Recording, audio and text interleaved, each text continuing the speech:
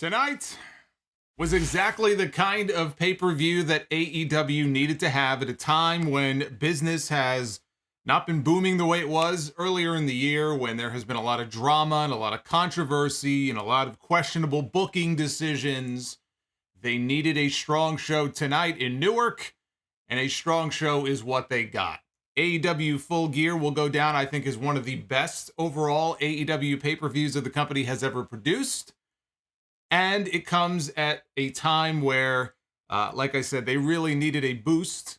And now they have, as their world heavyweight champion, a 26-year-old man who has been positioned as the future of this company, the future of this industry. A man who you can now say truly is one of the young pillars of the company, is now leading the company as the world heavyweight champion. That, of course, is Maxwell Jacob Friedman. He is the new AEW World Heavyweight Champion with a win over Jon Moxley in the main event tonight. And wouldn't you know, it was with the assist from one William Regal. And I said it a few weeks ago. Actually, I said it after the promo segment in the ring with MJF and Regal. When they did that segment with Jon Moxley in the ring, and Regal is standing there, and he looks into Regal's eyes, and they're making fun of MJF, and Moxley says to Regal, he calls himself the devil, and he says, well, I've looked in the devil's eyes. And he says this as he is looking in the eyes of the real devil himself, William Regal. It was too perfect. The way they shot that whole segment, everything about that segment, it just screamed that William Regal was going to pass the brass knucks to MJF in the finish, because MJF had already said he was not going to use the Dynamite Diamond ring. But he never said nothing about the knucks. And now MJF is the world champion. We also have a brand new AEW Interim Women's Champion. Her name is Jamie Hayter. And everybody in Newark, New Jersey was very happy to see Jamie Hayter as the champion. She came in there as the clear fan favorite in that match. And Tony Khan, he read the room to his credit. He knew going in that the crowd was going to be heavily in support of Jamie Hayter. I didn't think they would do it, but they did. And the crowd tonight was very happy to see it. That was one of the best AEW women's matches I've ever seen tonight. With Jamie Hayter and Toni Storm went out there tonight on that pay-per-view. And both of them had the best match that they have had in their respective careers so far in AEW. That was the kind of match I was hoping to see the two of them have. After a very lackluster build, they went out there and they knocked it out of the park. But that was not the only surprising decision on the show tonight that shocked me when I saw it. And hey, shout out to, we got Emiliana coming in with the 1999 Super Chat. As I see myself looking like an idiot there in that Super Chat. Thank you, Emiliana. I'm going to be reading all of your message. I'm sure you have a lot to say about this show. We're going to get to all your Super Chats, and you'll see them popping up on your screen there. But that was not the only outcome tonight that shocked me. The other outcome that shocked me is that we have Death Triangle still as the Trios champions. The Elite made their big comeback tonight for the first time since Brawl Out. We got to see Kenny Omega. We got to see the Young Bucks. And I thought, well, Tony Khan's going to just kind of hit the reset button and go back to the way things were after All Out. And we're going to get that Elite run that he was planning on. But he's going to make him work for it, because the Elite lose to Death Triangle tonight. But if you missed it, don't worry, because you're going to get to see it at least a few more times, possibly as many as 6 more times. And we'll talk about why that is. That was a decision that truly, truly shocked me. We also had Saraya back in the ring tonight for the first time in 5 years, since she was forced into an early retirement, one-on-one with Dr. Britt Baker, DMD. Best thing I can say about that, at least Saraya came out of the match in one piece. I thought she looked fine. She looked healthy. She looked perfectly intact in one piece when the match was over. She made it through. Now she can worry about the next one. Not the best match of the night, but I'm very happy that she was able to get back in the ring. You could tell from the moment she walked out on the show, she was very emotional. Her family was there. Her brother flew in from the UK. He was there in the front row. So I was very happy to see her be able to go back to doing something that she has been doing since she was a little girl. And to be able to go back to it when it was taken away from her prematurely If nothing else, regardless of what you thought of the match, I thought that was one of the cool moments of the show tonight. We had a fantastic four-way for the Ring of Honor World Championship. Chris Jericho is still the champion, but he went out there. Bryan Danielson went out there. Claudio, Sammy. And they had exactly the kind of match that you would expect them to have for the very best in the company. I thought that was excellent. A lot of great matches up and down the card here tonight. But what I think is really cool, when you look at the Champions roll call right now in AEW, you're going to find someone like Samoa Joe, who is the brand new TNT champion, right? Samoa Joe is hardly a rookie. Samoa Joe is hardly a homegrown talent. So you'll have Samoa Joe, and you'll find certain examples like that.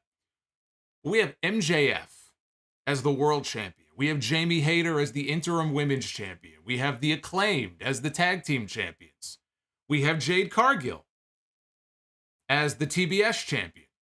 We have Orange Cassidy as the All-Atlantic champion, which is, I think, still a title that is completely unnecessary. But my point is, the majority of the AEW champion, forget ROH, the majority of the AEW champions on this show now, these are AEW people.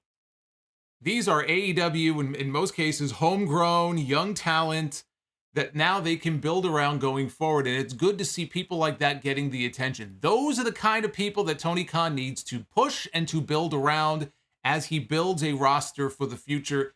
You have all of this veteran talent, ex-WWE talent. You've got Sting, you've got Jeff Jarrett, you've got people like that up and down the card. But it's the MJFs, it's the Sammys, it's the Darby Allins. Those are the kinds of talents that you want to build around and you want to make them into stars. And now, the vast majority of their top champions are in a position to help carry the company. And I think that's a positive thing. Tony Khan needs to take this show tonight and all the goodwill I think that people are going to have coming out of this show, because I have a feeling when we look at the Twitter poll later, the vast majority of the people are going to be giving the show a thumbs up based on what the early results of the poll that I saw. You can go vote right now, by the way, at Solomonster on Twitter. I think he needs to channel and harness this goodwill that he also had coming out of All Out before it went to hell in the scrum. Take this and build off of this. Because AEW is having a lot of trouble right now when it comes to selling tickets in certain markets, and the ratings go up and down, but the rating on Wednesday night was not good, not the kind of number you want to see going into one of your biggest shows of the year.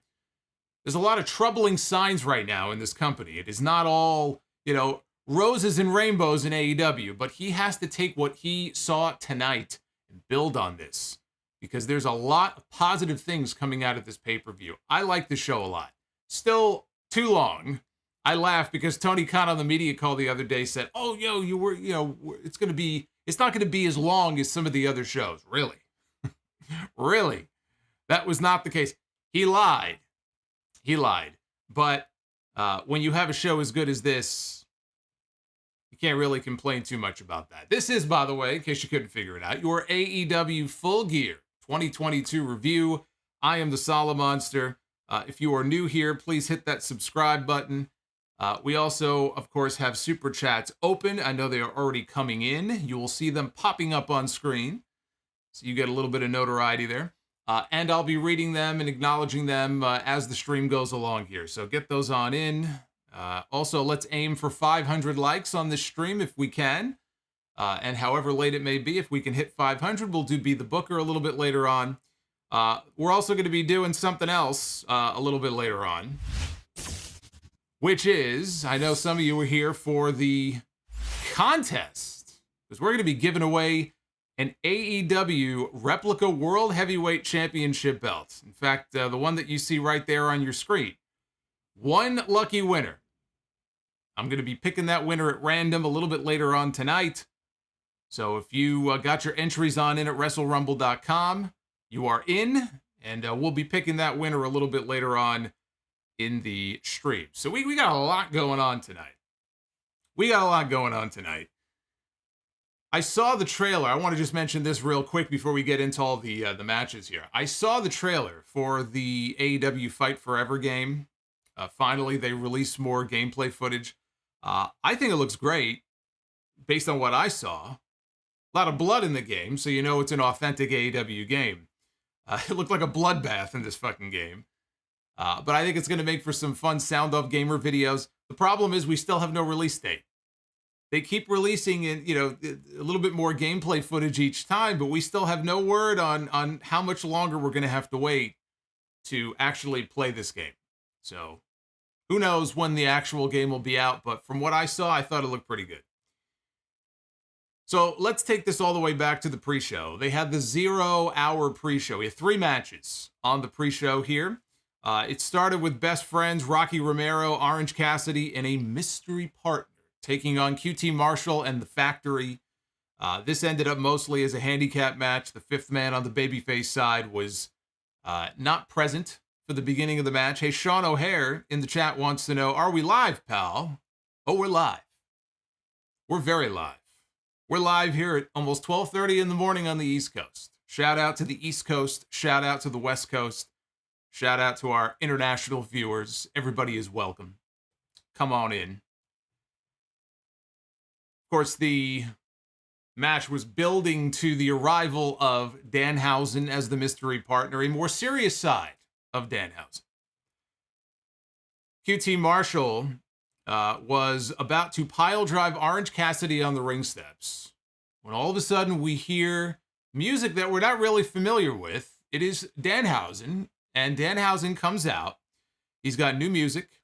He's got different gear. He has a spike in one hand, and he has a jar of what is supposed to be teeth or chiclets in the other hand.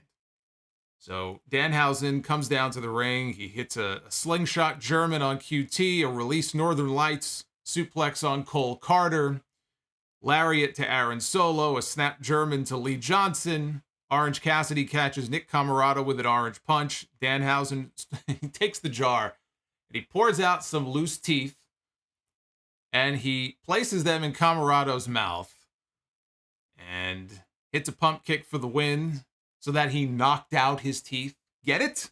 See? He knocked out his teeth. The crowd liked it.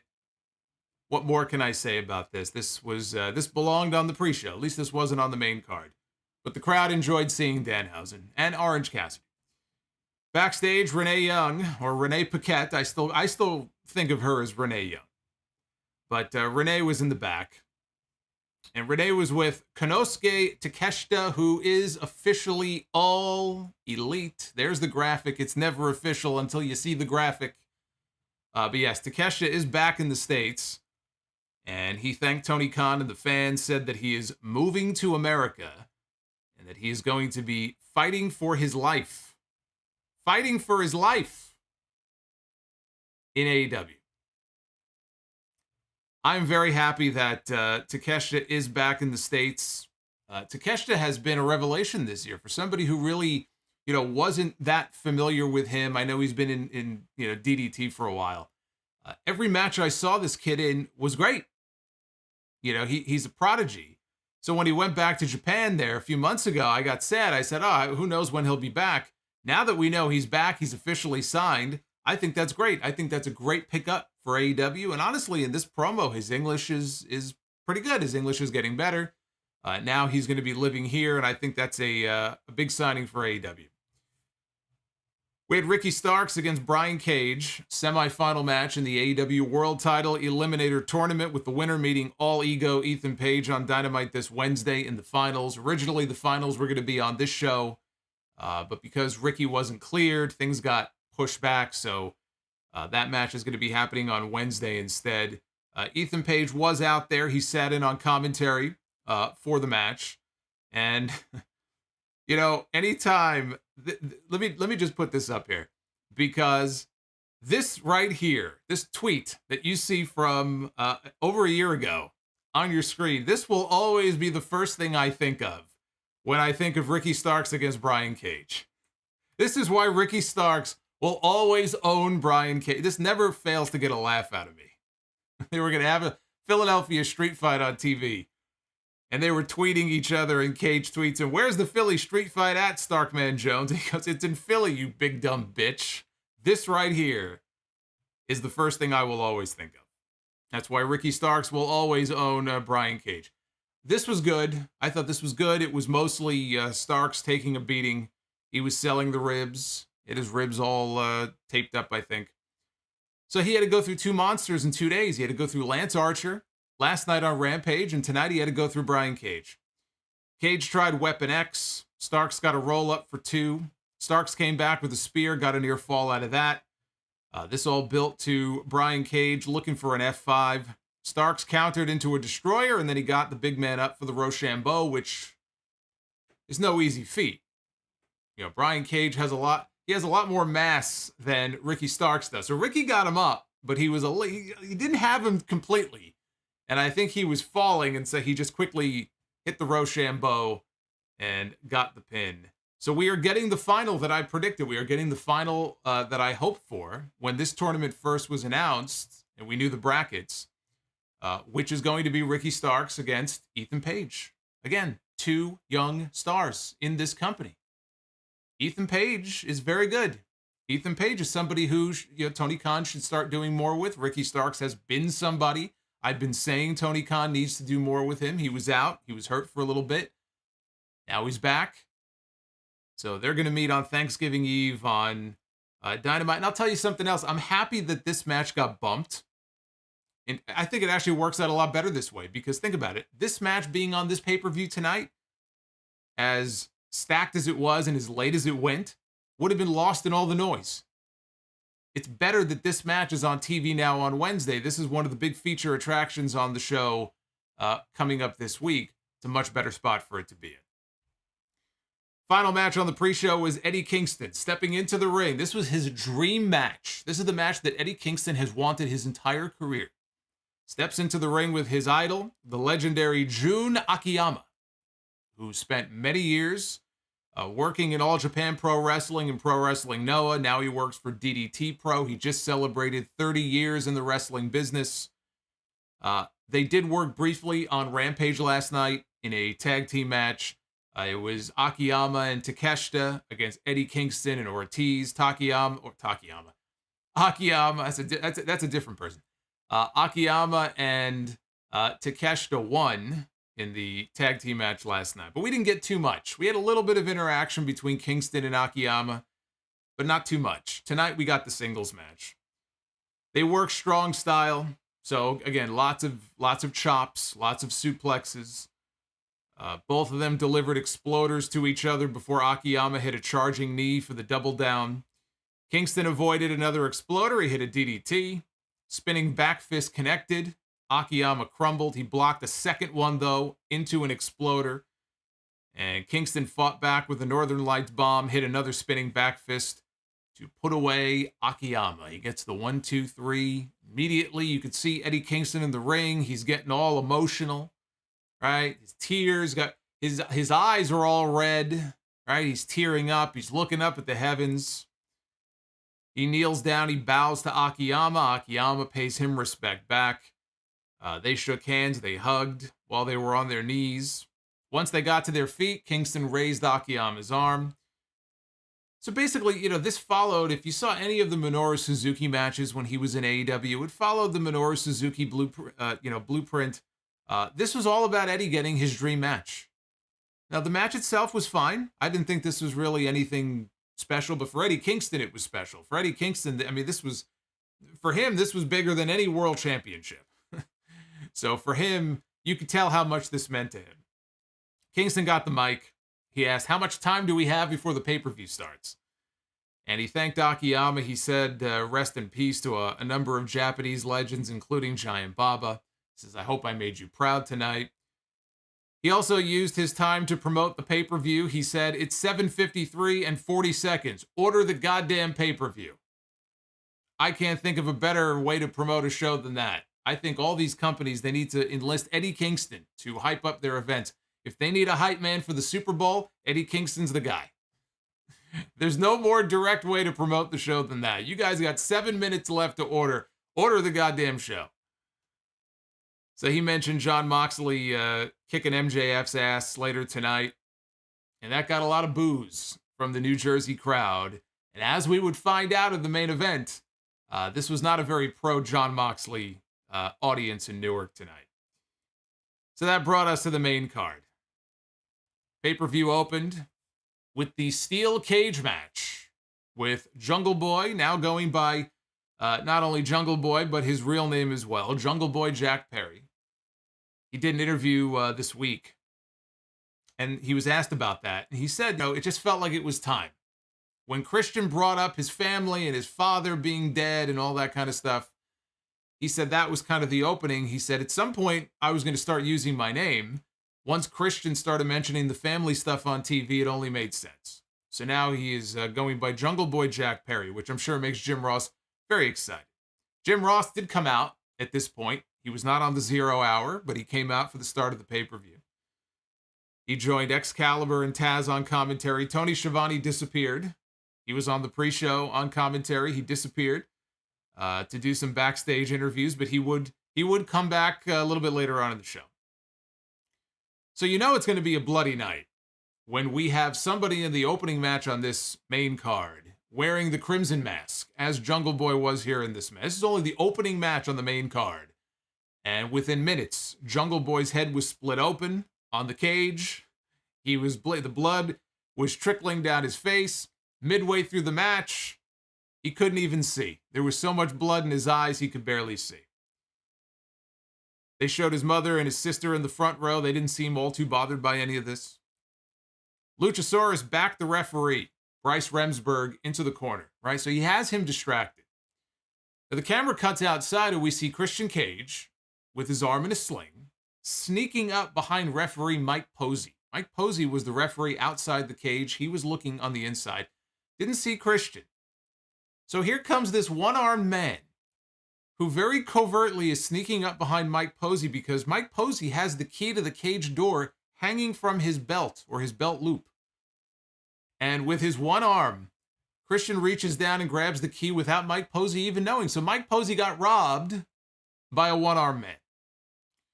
And by the time he realized what had happened, Christian had already climbed up the steps on the other side. He had unlocked the padlock to the cage door.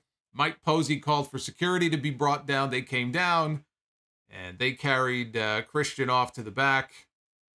So now the door is unlocked. And Luchosaurus goes outside. He beats up a bunch of the security, or at least one of them. He beat up one of the security guys.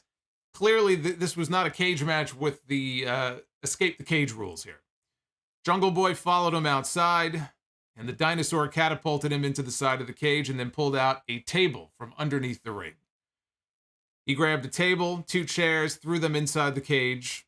Luchasaurus tried a chokeslam through a chair. Jungle Boy countered into a step-up destroyer off the chair and then gave a kill switch to him onto the chair, which is Christian's move.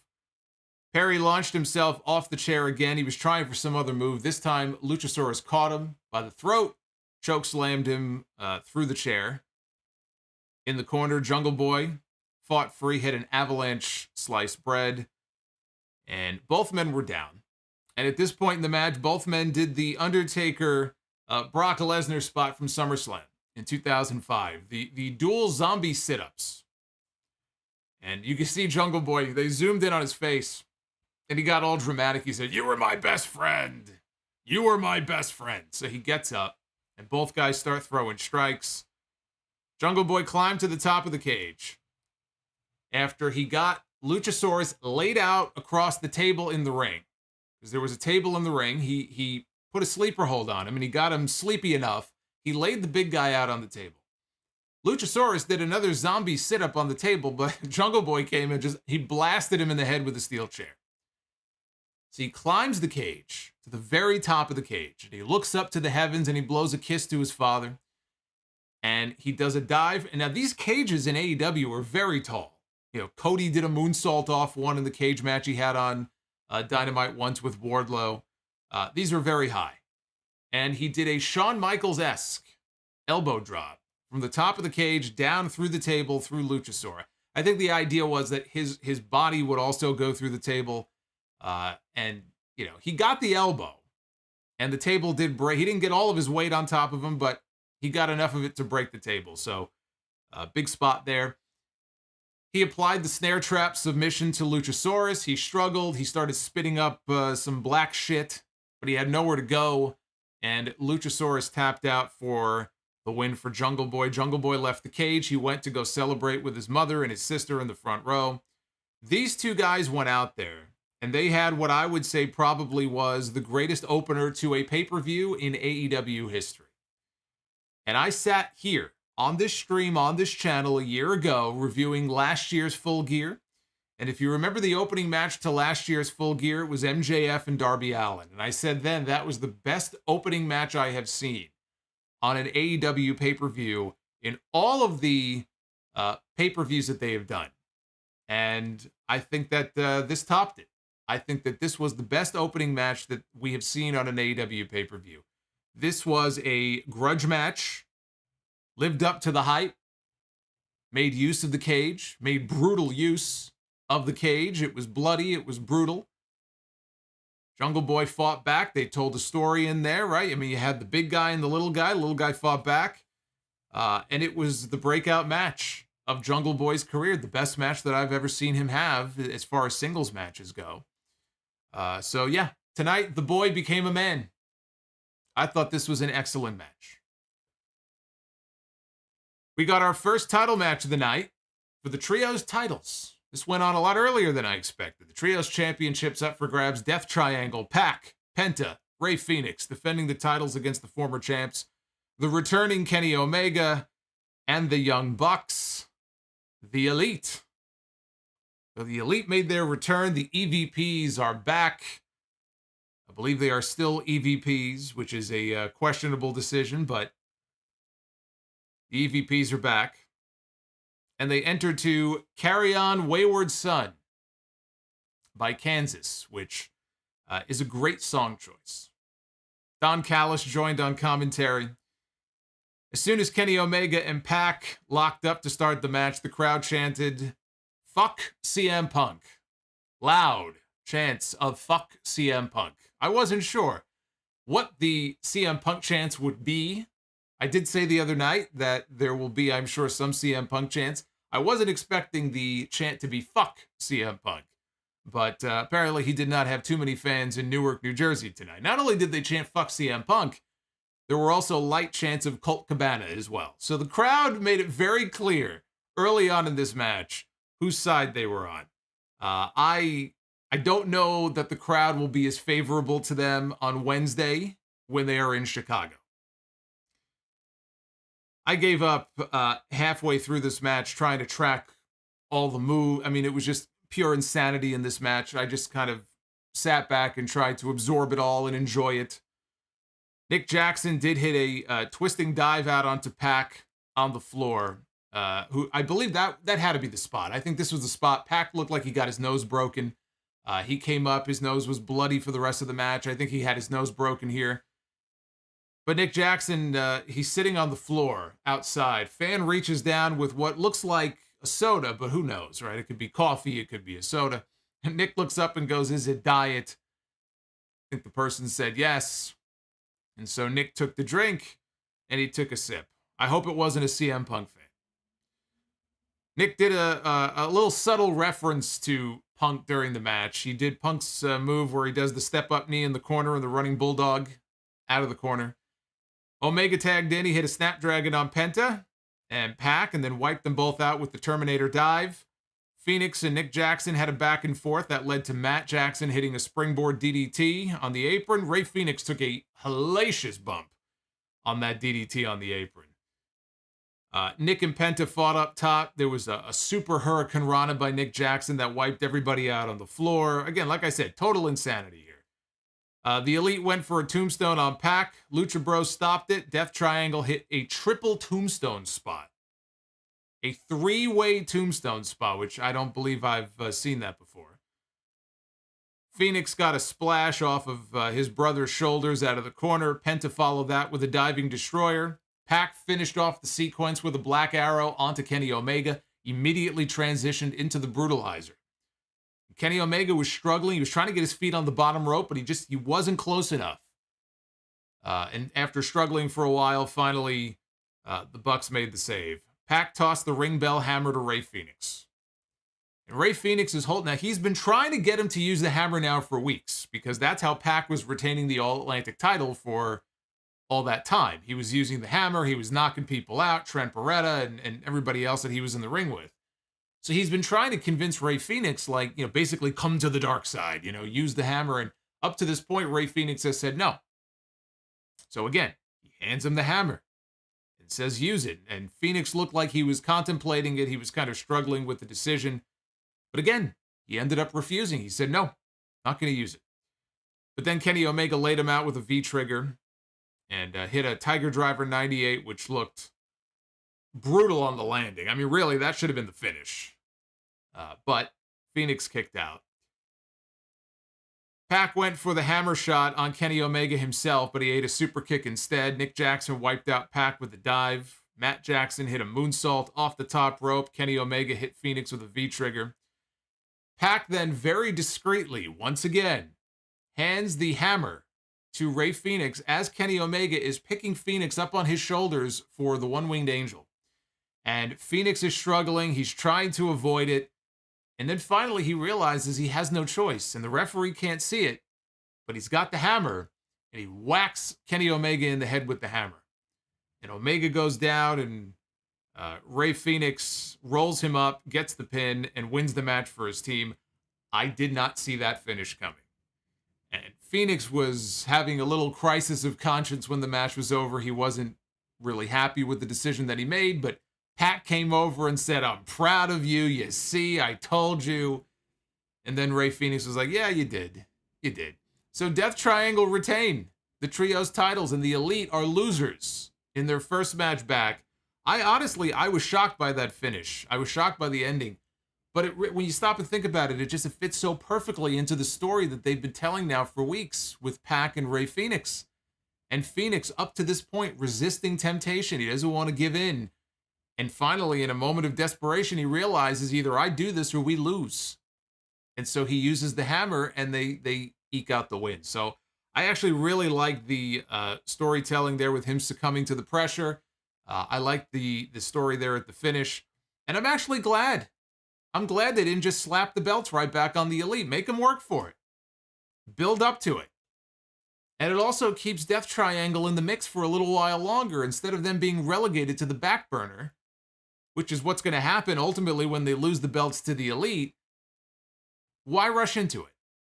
Drag this thing out a little bit more. Death Triangle is awesome. Pac is fucking great. Phoenix, Penta, all three of them are fucking great. They deserve to be in a prime spot. Keeping them in that spot for a little while longer is something I have no issue with. So I thought they had an excellent match. That made back-to-back excellent matches here to open up this main card. They did have the announcement a little bit later on that they are going to have a best-of-7 series. Tonight was match number 1. And we are going to have match number 2 involving these two teams on Dynamite this Wednesday.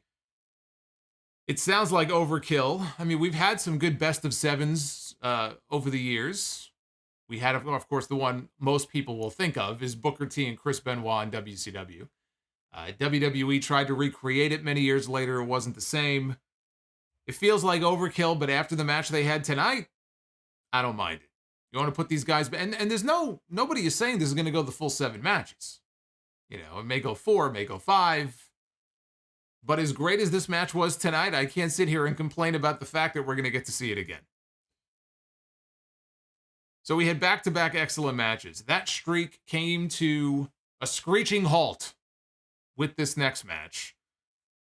But, you know, they put these two in the death spot, so realistically, they had no chance. It was Jade Cargill, 41-0, coming into this match, defending her TBS Championship against Nyla Rose. Nyla came out wearing Jade's TBS title that she stole many weeks ago. She came out wearing the title in a lowrider with Vicky Guerrero and Marina Shafir, channeling her inner Eddie Guerrero. My favorite part of this was Vicky was wearing Rhea Ripley's I'm Your Mommy t-shirt. It was clearly Rhea Ripley's t-shirt from WWE Shop, so I laughed when I saw that. Jade came out tonight. Now, Jade on these shows has in the past come out cosplaying as different characters, and tonight, this also got a pop out of me because I'm an 80s kid. Jade came out to the ring. She was cosplaying tonight as Chitara from Thundercats. You know, when I was a kid, there were two things that were more important to me than life itself. He-Man and Thundercats. I was a He-Man and a Thundercats kid, so when I saw that, that put a smile on my face. And not for nothing, she looked fucking great in that outfit. So Jade took the fight to Nyla, hit a pump kick that sent Nyla over the barricade into the crowd. Nyla regained control, hit a leaping splash for a near fall. Nyla blocked the pump kick, hit the knee drop that she does from the top rope while Jade was hanging over the top rope, caught her right on the side of the head. Jade avoided the beast bomb, but she was able to power Nyla up into a beast bomb of her own for a close 2 count. Nyla came back with the Jaded, which is Jade's finishing move, and got a very close near fall of her own. Nyla went up top, missed the senton. Jade came back with the pump kick and hit the Jaded to retain the TBS title and to improve her record, her undefeated record, to 42-0. I see everybody knows the Thunder. I'm so impressed. I'm so impressed by all of the people in the chat who actually know the Thundercats song. Thunder, thunder, thunder, Thundercats. Remember Mummara? We saw Mummara have his final match in July against Jeff Jarrett and Jay Lethal. Look, as far as this TBS title match goes, the build to this match and the whole story with Nyla stealing the belt, the whole story sucked. The story and the build to this match sucked. Tony Khan, I thought it was very funny on the media call this week. I don't remember what prompted the question, but he mentioned that Tony Schiavone was the one who came up with the idea for this storyline, you know, basically passing the blame to the other Tony. So we know who to blame for this storyline here. The story wasn't very good. The match really wasn't anything special. The match really wasn't very good either. But Nyla got more offense in here than anybody else has so far in any match that we've seen with Jade Cargill. They gave Nyla a lot here before, Nyla took the loss. Jade was basically playing babyface, but you really had two heels against each other. Unless they're turning Jade, that also made it very awkward because who do you cheer for here? Who do you cheer for? Jade walks around, she walks around as the cocky, arrogant heel. Nyla Rose is a heel. Anybody with Vicky Guerrero out there screeching every week is going to be the heel. So you had a bad story, heel versus heel. They didn't do these women any favors. But Jade is still the champion. We had the four-way for the Ring of Honor World Championship with Chris Jericho defending his title against Bryan Danielson, Claudio Castagnoli, and Sammy Guevara. This was excellent. This was an excellent match. Chris Jericho, remember, in the build-up to this, said that he wanted Sammy Guevara in this match, and that if push came to shove, if the situation presented itself, he knew that Sammy would do the right thing. So that was one of the key stories going into this match, that if the situation called for it, basically implying Sammy would lay down for him and take the loss. And early on in this match, the two of them were on the same page. They were working well together. Jericho and Sammy took turns lighting up Danielson with chops. Sammy hit or landed on his feet on a super rana that Danielson executed. And then he hit a standing Spanish fly. Jericho went for a lion salt, and when he hit the lion salt, he landed on top of both men, including Sammy. Whether it was intentional or not, he landed on both men. So Sammy went and he rolled out. Jericho didn't seem very bothered or upset by the fact that he landed on his guy. Claudio returned. He hit a charging double stomp on Jericho for 2. Tried a springing uppercut, but Jericho caught Claudio with a code breaker coming down. Sammy broke up the pin attempt. Jericho couldn't believe it. Jericho had the match won, and Sammy broke up the pin. This is not what they agreed to. So Jericho got up in his face. Sammy got up in his face. Both men shoved each other. That led to a strike exchange with Sammy getting a 2 count off of a code breaker. Sammy tried the walls of Jericho on Jericho. Jericho countered into one of his own. Danielson tried to break it up with a drop kick, but he got locked in the walls himself. Jericho had the hold applied. Here comes Claudio with a boot to the face, and Jericho just sort of, muscles up, like he no-sells the boot to the face from Claudio. So he dropped Jericho with a suplex, locked in a sharpshooter. Danielson locked on the label lock while Jericho is locked in the sharpshooter. So you have both baby faces with dueling submissions locked in on the same guy. I don't know if Sammy was late. I mean, he was in both of these holds for so long, he should have tapped out. He was waiting for Sammy. Sammy eventually came over and broke it up. And instead of going after Danielson or Claudio, he opted to help Jericho up to his feet, and then he dropped him with the GTH. And instead of going for the pin, he hits the GTH, right? The knee connects to the chin. He leaves him to go climb up to the top rope. So Sammy heads up top, hits a shooting star press. It looks like he's got the match won. Jericho gets a shoulder up at the last second. Claudio presses Guevara over his head. He launches him onto Jericho, who at this point now is on the floor. So now they're both out of the way. But as soon as Claudio turns around, he walks right into the Busaiku knee. Here comes Bryan Danielson. Boom! Knee strike right to the face. And he hooks the leg, and he got the best near fall of the match because he had this crowd convinced that he had the match won. He had me convinced that he had this match won, but he did not.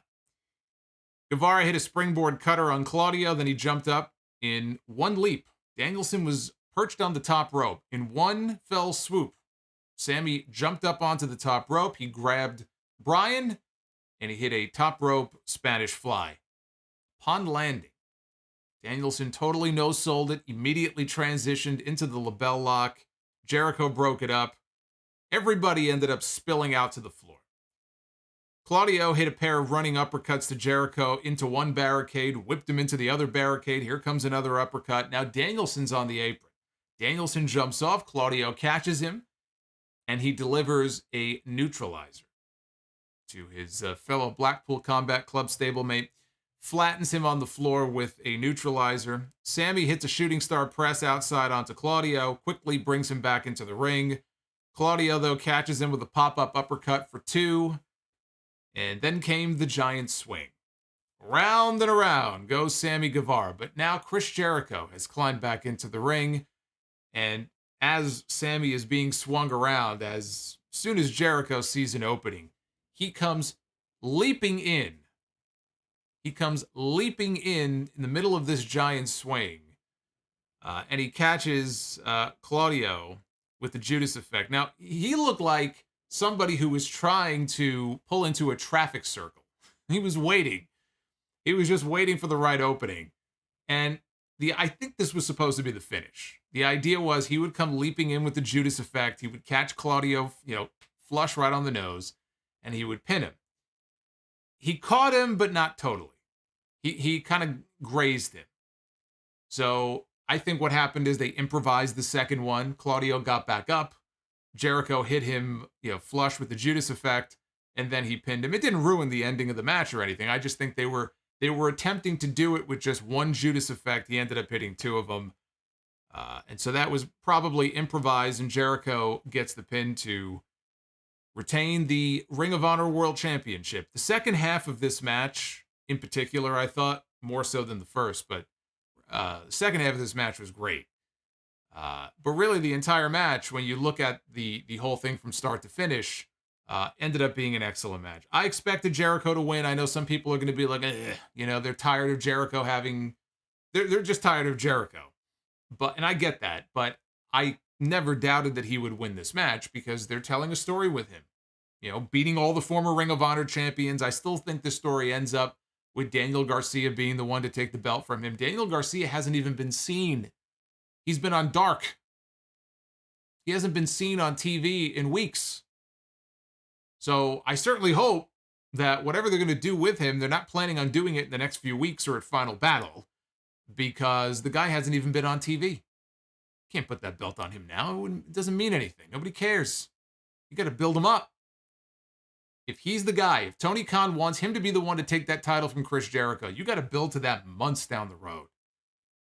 And I do think that if Ring of Honor is going to get some kind of a weekly show early next year, which is what Tony Khan is hoping for, you don't want the Ring of Honor World title on Daniel Garcia or Wheeler Yuta.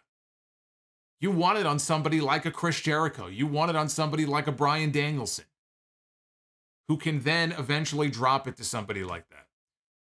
So all that to say, If you don't like Jericho having the Ring of Honor World title, you better get used to it, because I don't see that changing anytime soon. And we found, and I don't know who he defends against the Final Battle. Final Battle is coming up on December 10th. There are no challengers set up. They could do another match with him and Danielson.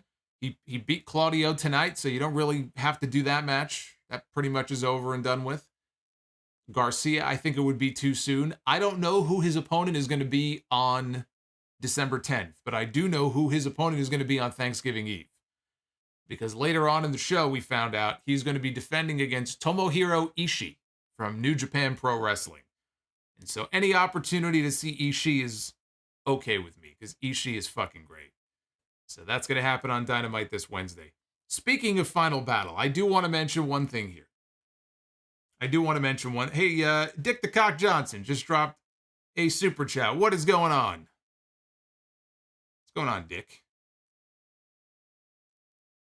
Kieran George, Rizzo with the 10 spot. You guys are awesome, man, with the super chats. You guys are fucking great. I'm going to be reading all of those, so get them on in. I mentioned Final Battle. I want to mention this, because I know it was announced tonight. The main event of Ring of Honor Final Battle back in 2005. It's a pretty legendary match between Kenta and Low-Ki. And the two of them have not had a singles match, since then. So now here we are 17 years later. Kenta is going to go one-on-one yet again with Low-Ki, not at Final Battle next month. Ring of Honor doesn't have the match. House of Glory has the match. House of Glory has a show coming up the week after Final Battle, December 17th in Queens. House of Glory Revelations. It is going to be Kenta one-on-one with Low-Ki for the first time in 17 years.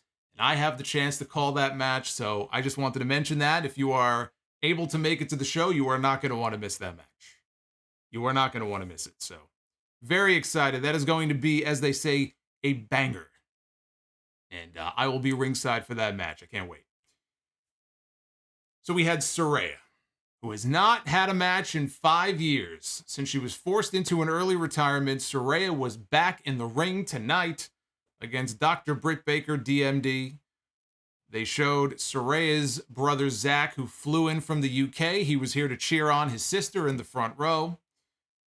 The very first bump of the match that Saraya took, she was selling it as if she was injured. And the referee, Paul Turner, came over and he kind of stopped the match. And Britt Baker was standing off in the corner with a concerned look on her face. And I was like, what are they going for here? The match just started. And Saraya got up. She took her time getting up, but she got up. She looked up at Britt and she smiled and she shook it off, and they just continued on. So I guess that was just her way of, trying to fake her out. The next, I'd say 3/4 of the match was Britt Baker working over Saraya. And I figured this is the way it was going to go. I figured they were going to play off of the fact, the neck, the 5 years out of the ring. And that's exactly what they did in this match. And it made for a very slow, very dull match. But that is what they were going for. She hit a bunch of neck breakers on her, including a draping neck breaker from the apron to the floor. You want to, and I get that. You want to play off that. People, are going to see that. They're going to wince. They're going to worry. Is she okay? She hasn't taken bumps like this in 5 years. But the crowd was not into this in the way that you would expect them to be. Especially with somebody who has a name. People know who she is. They popped huge for her in New York when she walked out of Grand Slam back in September. You would think for her first match back, they would have been more up for this, but crowd really wasn't. But Britt was targeting the neck for most of the match. Both women were trading forearms until Saraya hit a series of short clotheslines. She hit the page turner, which Excalibur called the nightcap for a near fall. Britt hit an air raid crash, and then she hit the curb stomp, but Saraya kicked out. Britt went for an avalanche air raid crash. Saraya countered into a sunset flip powerbomb that looked rough. And she got a near fall out of it. So after that, the Rampage, not the television show, but the move. I don't think they're calling it that anymore, but in WWE, the DDT, she called it the Rampage. So she hit the rampage. That got Saraya a 2 count. She couldn't believe it. She could not believe it. Saraya tried a full Nelson. Baker spun out of it into a lockjaw. They traded a series of roll-ups. Baker was able to hit another curb stomp, but again, Saraya kicked out.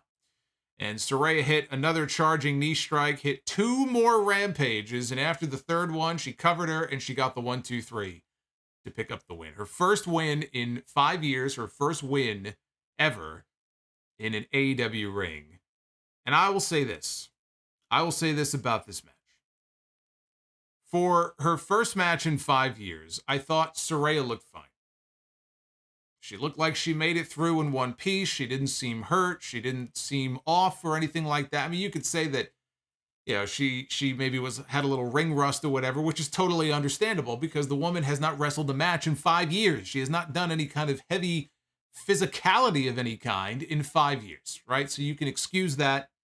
I thought that she looked fine. I'm happy that she appears to have made it out okay. That was the most important thing. And you could tell how much it meant to her. From the moment she walked out, she was covering her face. You would think Sami Zayn snuck up behind her and was trying to crack her. Like he does to Jey Uso, right? And she was trying to hold it in. Obviously, it was going to mean something to her. She's been waiting for this for years. She never even knew if this opportunity would present itself. She had her family there at ringside. So for her, this was a big moment. I was happy for her that she was able to get that moment. So now that I got that out of the way, this was not a good match. This was not a good match. The crowd was very quiet for the majority of it. And I don't lay this on either one of these women.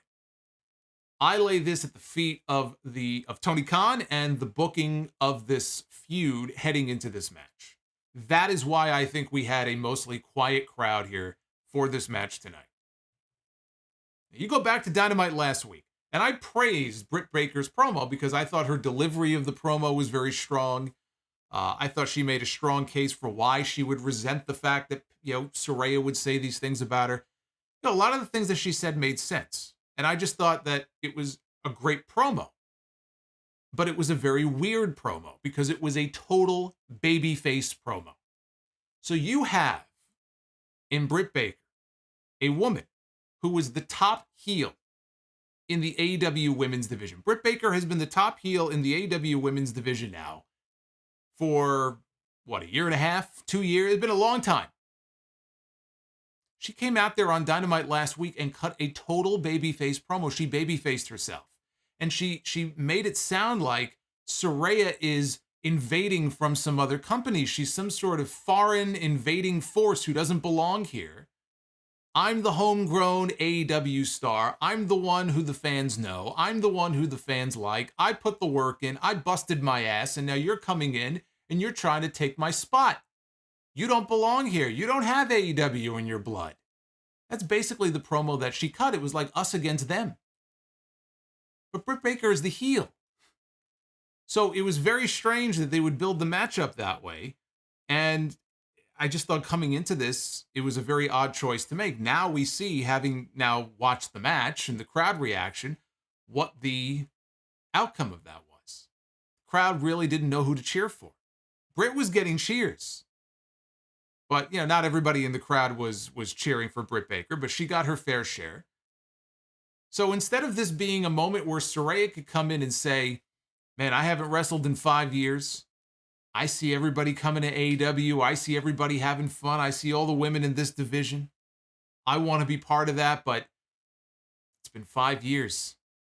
I had to get medically cleared. I had to go to all these different doctors. I had to undergo all these different tests. I never knew if I would be able to do what I love ever again. And then I got cleared. It was one of the happiest days of my life. And now Britt Baker, the only way I can complete this comeback story is to go to Full Gear and get a win over you. And they should have had the crowd 100% cheering for this woman to beat Britt Baker. Britt Baker should have been out there on TV talking shit, laughing at her, mocking her. They took a very different approach. And instead, you came to Newark, New Jersey, and you had half the crowd chanting DMD. That's a failure of the booking. I don't blame either of these women. I don't blame Saraya for that or anything. But unfortunately, that's the effect that it had on this match. It was such a simple story to tell, And they tried to blur the lines, and it made for a terrible crowd reaction, unfortunately. The crowd just was not as invested in this match as they should have been. It made for a very flat return for Saraya. We had a triple threat match for a lot of titles in this company.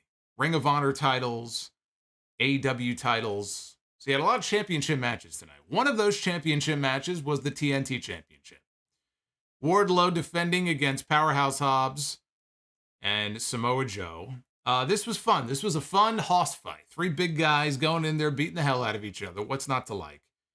Wardlow at one point hit a big twisting dive off the top rope. He got so much height on this. He almost completely overshot both guys. He got so much height on this. You would think for a second there that you were watching a cruiserweight match.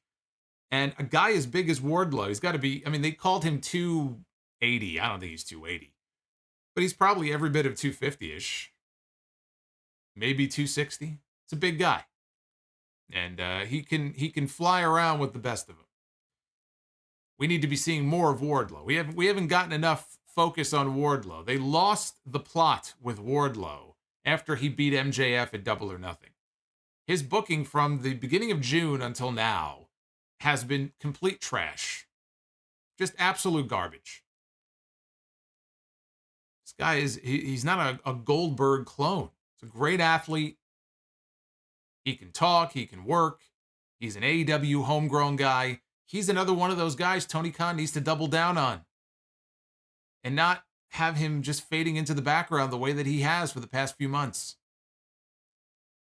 Hobbs and Wardlow spilled out to the floor. Samoa Joe wiped them both out with a dive. Joe tried for a powerbomb on Wardlow, but Hobbs, my God, this spot. So Samoa Joe is about to try for a powerbomb on Wardlow. Powerhouse Hobbs comes like a bat out of hell from out of nowhere. And he pounces Samoa Joe. Just, we talk about Braun Strowman in the Strowman Express when he's, running around the ring and shoulder blocking people. I don't know where Hobbs came from, but he was going 60 miles an hour, and he knocked Joe so hard into that barricade, I feared that he was concussed. Like, that's how hard the back of his head sounded like it hit the guardrail. So Joe was down. It was a sickening spot. Back inside, Hobbs flattened Wardlow with a spine buster. Wardlow and Hobbs were jockeying for position. Wardlow ended up hitting 2 power bombs. But as he went for a third one, Samoa Joe got back in the ring. He had the TNT Championship, and he clobbered Wardlow in the back of the head with the TNT title. So that took Wardlow down. Joe locked on the coquina clutch on Hobbs. He put him out. The referee called for the bell. And we have a brand new TNT champion. His name is Samoa Joe. He is now Joe Two Belts. TNT title on one shoulder, ROH TV title on the other. Again, that was the second most surprising finish to me on the show tonight. The first one was the Elite losing. The second one was this one here. I was not expecting Samoa Joe to walk out as the TNT champion. And I hate that Hobbs was only in there to take the losing fall. I hate that aspect of it, but I cannot hate on getting more Samoa Joe on AEW television. I know they have the ROH TV belt on him. I don't care about that. Samoa Joe needs to be on AEW television more often. And him having an AEW championship should guarantee us more Samoa Joe on TV. We need more Joe, not less. So that I cannot hate on that. This was, overall, though, I thought a very fun match. And it makes me wonder, if they only did the title change. I was thinking, they put the TNT title on him. We have that Ring of Honor pay-per-view coming up. And it makes me wonder if the only reason they did that was so that they can have Joe and Wardlow one-on-one at Final Battle and just put the belt back on Wardlow there. We should get a sense of that on TV this week if that's the direction they're going in. When the match was over, Hobbs and Wardlow were in the ring, and they shared a stare, and Hobbs kind of nodded at him out of respect. So it was almost like, we both got fucked over by this guy. My other hope is that Hobbs stays in the hunt. I don't like the way that they just sort of threw him in there to be the sacrificial lamb. Hopefully we'll see him involved in some way, but I'm wondering if that was the goal here. Switch the title here just to get it back on Wardlow next month. Backstage, Tony Schiavone was with Chris Jericho and Jake Hager.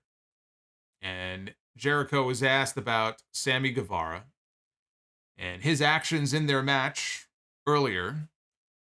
And Jericho said, look, I like that Sammy did that. He goes, I respect Sammy, and he called Sammy a future world champion. And somewhere, Andrade El Idolo is twitching, throwing some furniture. But he said that Orange Cassidy showed up, and he said that he has a friend, former Ring of Honor champion, in fact, who wants a piece of Chris Jericho. He wants a shot at Jericho's Ring of Honor World Championship on Dynamite this Wednesday, and that man is the Stone Pitbull, Tomohiro Ishii. I had forgotten that Ishii was a TV champion in Ring of Honor. He was never the world champion. But they've opened it up now where any champion can challenge Jericho. That's how Colt Cabana got the match. Colt Cabana was a tag team champion with CM Punk many years ago. So he got the match with Chris Jericho. So now Ishii wants a shot at the Ring of Honor world title. And Jericho said that Ishii used to be his young boy and used to carry his bags and shine his shoes in Japan, and he accepted the challenge and walked off. And so we were left with Orange Cassidy and Jake Hager. Jake Hager and his stupid purple bucket hat. And Hager asked Cassidy, what's in the bag? Because he had his backpack with him. And he unzipped the bag and he pulled out the All-Atlantic Championship and he said, you like it? Because you want a shot at it? And Hager says, sure. So they made that match official for Dynamite this week. And then Cassidy complimented him on his stupid purple bucket hat, and that was the end of the segment. We had Sting and Darby Allin against Jay Lethal and Jeff Jarrett. No disqualification. No countout. Tony Schiavone came out to replace Jim Ross on commentary for the rest of the show. It was JR's bedtime. Lethal was out first. Then Jarrett made his entrance. Jarrett called out 4 Sting imposters to escort him to the ring, who never really factored into the match at all after that. There was a body bag on stage. And so Jarrett and Lethal saw this, and they left the ring, and they went to go walk up the ramp towards the body bag, and then smoke came out from the stage to distract them. Darby Allin came from out of nowhere. He had his skateboard, and he attacked them with the skateboard. So he is attacking Lethal. Jarrett was actually back in the ring. And Jarrett is standing there, and Jarrett has no idea that Sting is behind him. I don't know who was in the body bag. I guess we never did find out who or what was in the body bag. But he has no idea. He's completely oblivious to the fact that Sting is standing in the ring behind him. And once he turned around and saw him, they rang the bell, and we got chants of TNA throughout the arena, throughout the Prudential Center in Newark. What did I say? What did I say? This had TNA 2004 vibes, which is not necessarily a good thing, but TNA chants here in 2022. So all 4 men brawled into the crowd. Darby and Jarrett, they ended up fighting on the in the floor area right next to the ramp and the stage. Sting and Lethal were in the crowd at the far end of the arena somewhere. So Darby, he climbs up onto the stage, and he goes to the back, comes back out with a ladder. And he sets the ladder up on stage. And he's Darby, so you know he's going to do something fucking crazy. Climbs to the top of the ladder, and he does a coffin drop from the top of the ladder down onto the floor. Excalibur on commentary said that had to be 25 feet. I think that was probably legitimately what it was. 20 to 25 feet. He was way up there. Putting his body in harm's way. Putting his body in the hands of Satnam Singh. Trusting that Satnam Singh is going to catch him, which he did. He did catch him, but boy, that's a lot of trust to put into somebody who has not been doing this for very long. I don't know that I would have had the balls to do that. So he dives off. Satnam Singh catches him like a little baby. And he carries him up over onto the ramp. And then he just dumps him like a sack of garbage. Like he flings him and just dumps him on the ramp like a sack of garbage. Satnam Singh then went off into the crowd to go find Sting and Jay Lethal. Eventually, he found them. He ended up saving Jay Lethal from a fall, caught him, but then Sting did a balcony dive onto all of the men and wiped them all out. Sting, I gotta tell you, Sting loves his balcony dives. This is like Sting doing his best Terry Funk and ECW impression. This is what he's doing here in AEW, only minus the barbed wire. That is what Sting is doing. He loves jumping off things. I remember when they were still doing the pandemic shows at Daly's Place. I think it was the first live match that he did after the cinematic match. And he dove off something there also. I think it was like a giant box or something that he dove off of. 63 years old, Sting loves jumping off of tall objects. He's tempting fate. One of these days, I'm just saying. So all four men ended up back in the ring. Sting made a hot tag. I have no idea why anybody bothered with a tag. It's no disqualification. They're standing on the apron waiting for the tag. Get in the fucking ring.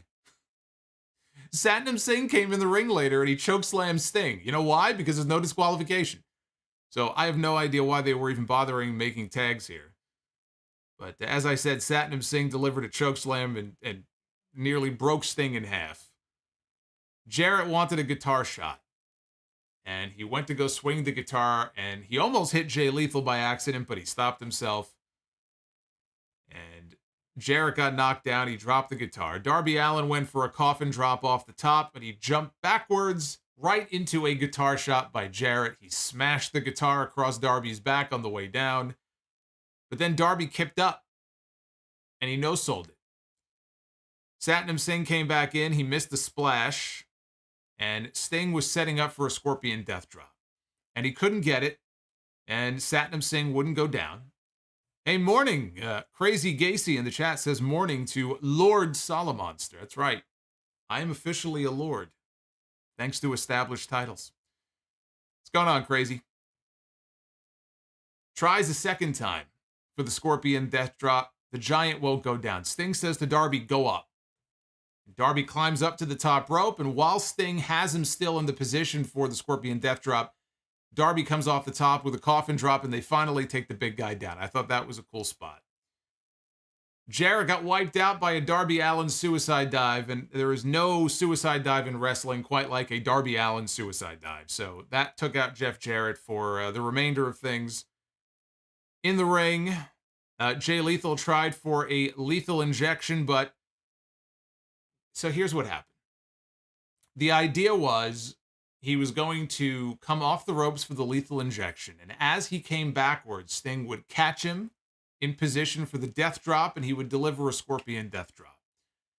Sting did give him a Scorpion Death Drop. It just wasn't the smoothest Scorpion Death Drop. And he kind of fell, the momentum was carrying him backwards. He couldn't stop himself, so he just went backwards. And you can kind of tell, I think Sting was upset that the move did not go the way that he probably envisioned it going, because it was part of the finish. They didn't redo it.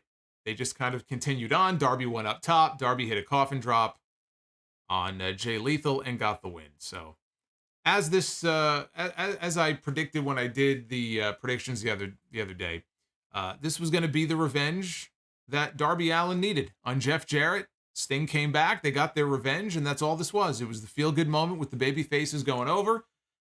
This did not need to be on this show. They could have done this match on TV. As long as this show was, I look at the card and I say, were there matches that could have been cut from this show and done on television instead? The answer is yes. This is one of those matches. Because by this point, again, we were getting very late in the night here. So I mean, look, I thought it was fun for what it was. It didn't really need to be on this show.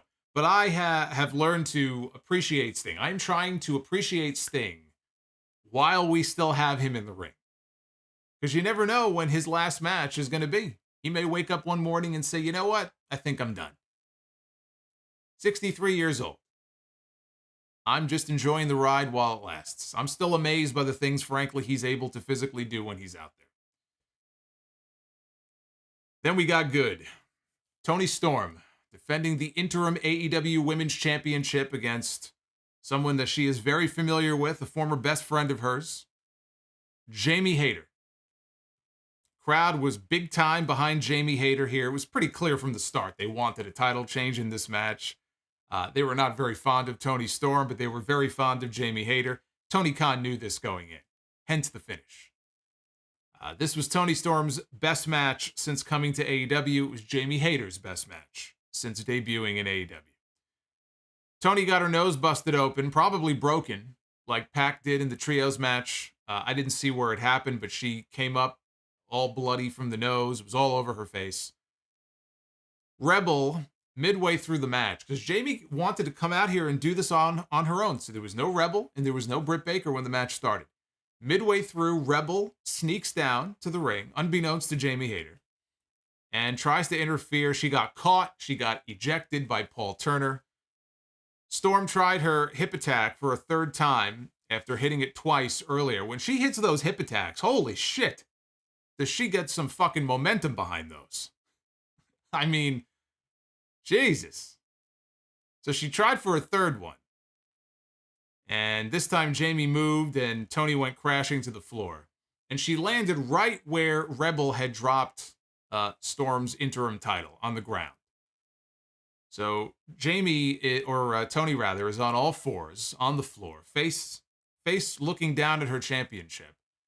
And then into camera view comes somebody dressed in a hoodie. We can't tell who it is, but this person gives her a curb stomp right on the belt.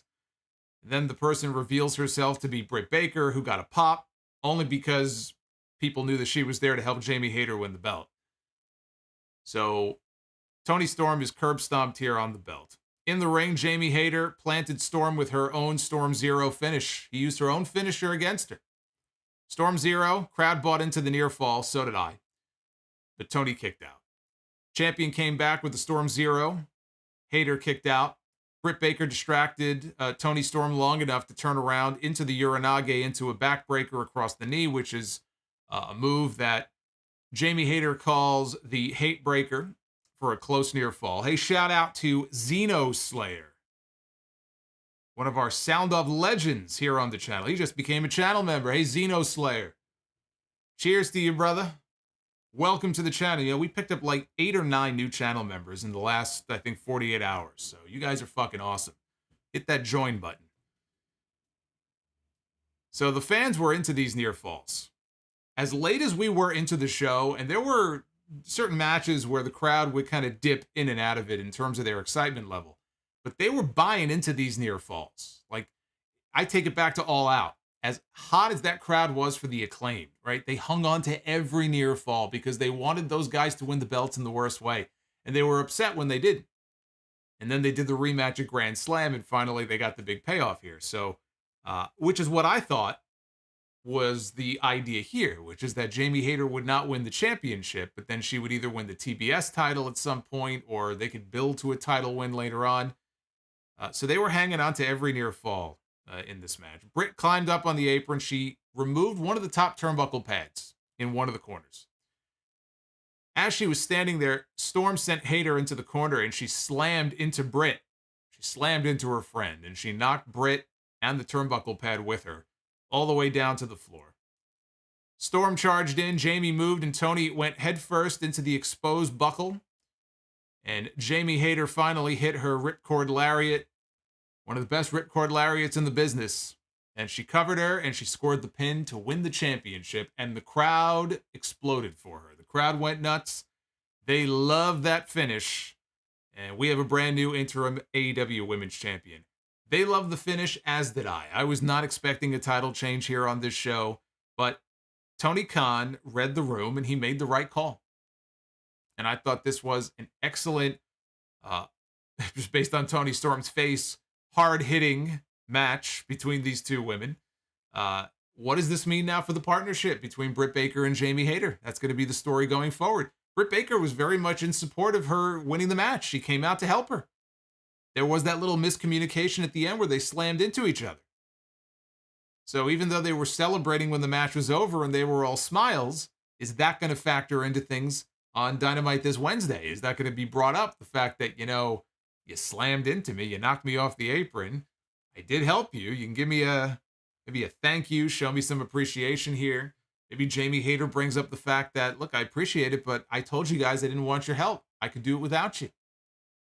Britt Baker can hold this over her head now and say, the only reason you won the championship is because of me. I deserve a shot at that title. Were it not for me, you wouldn't be the champion right now.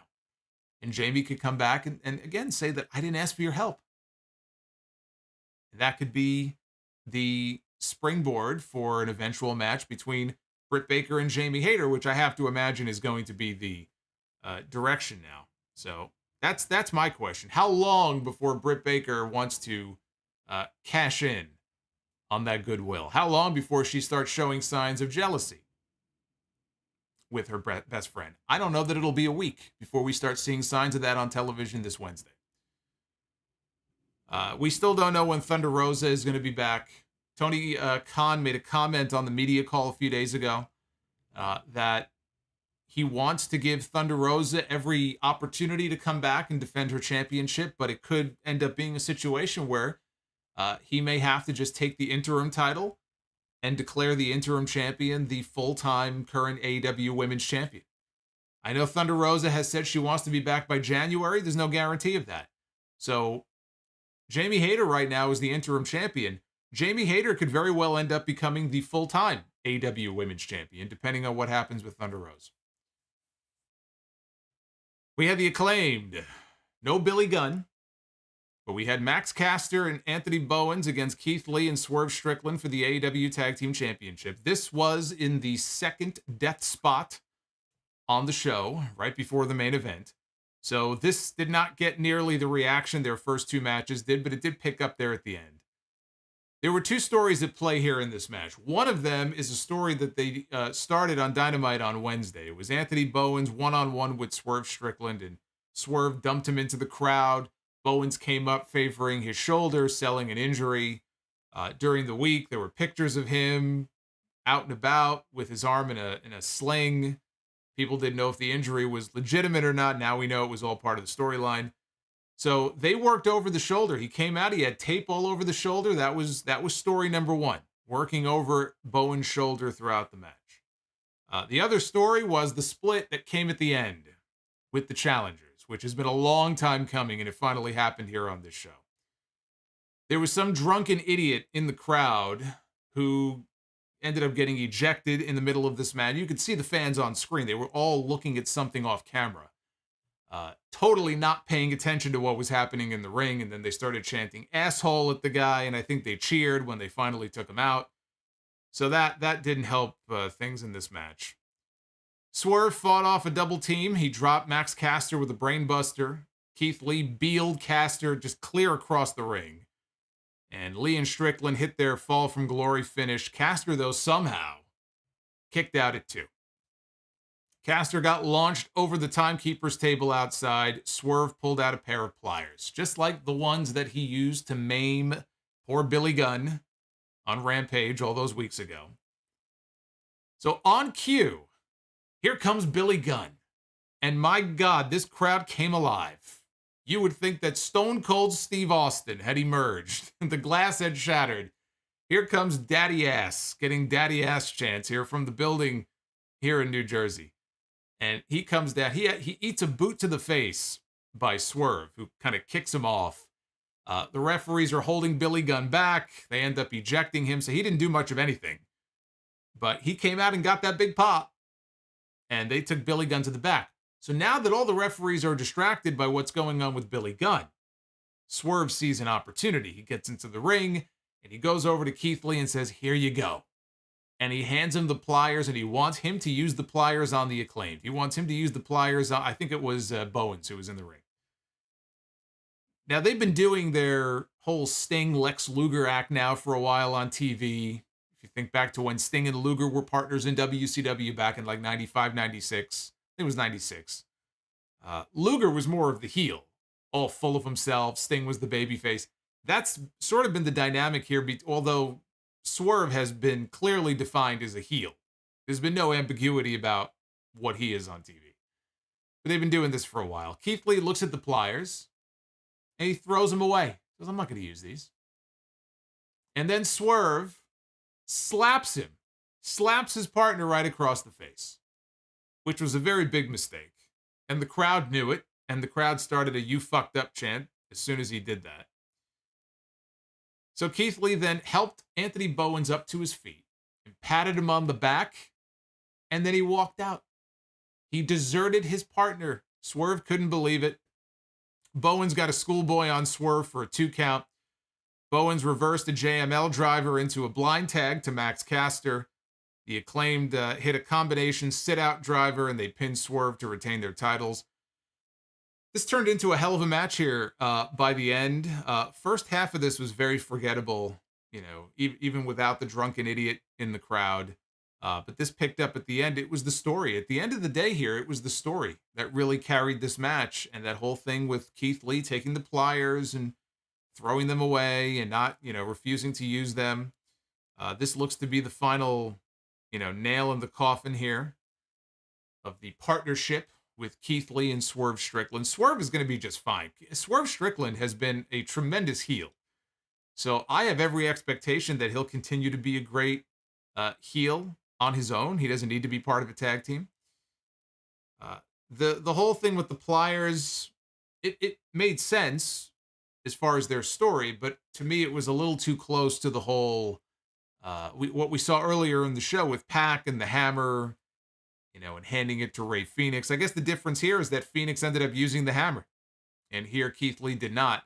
I still think those stories were a little too similar to be on the same show, but again, I thought this ended up being a great match.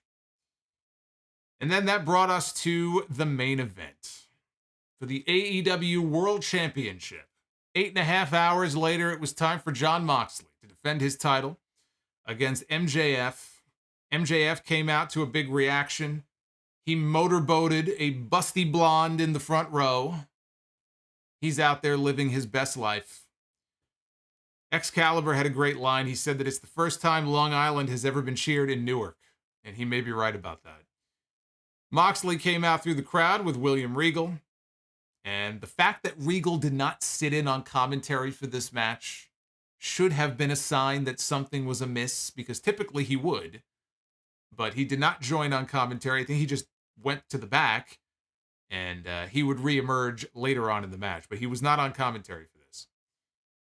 So Moxley smacked MJF in the face right off the bat to kickstart the match. MJF sent Moxley to the floor. He teased doing a babyface dive, but then he just kept running the ropes back and forth, and then finally he stopped and he posed.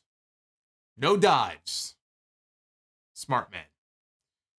Moxley flipped the crowd off with the double bird because they were booing him, and that got some light "fuck you, Moxley" chants.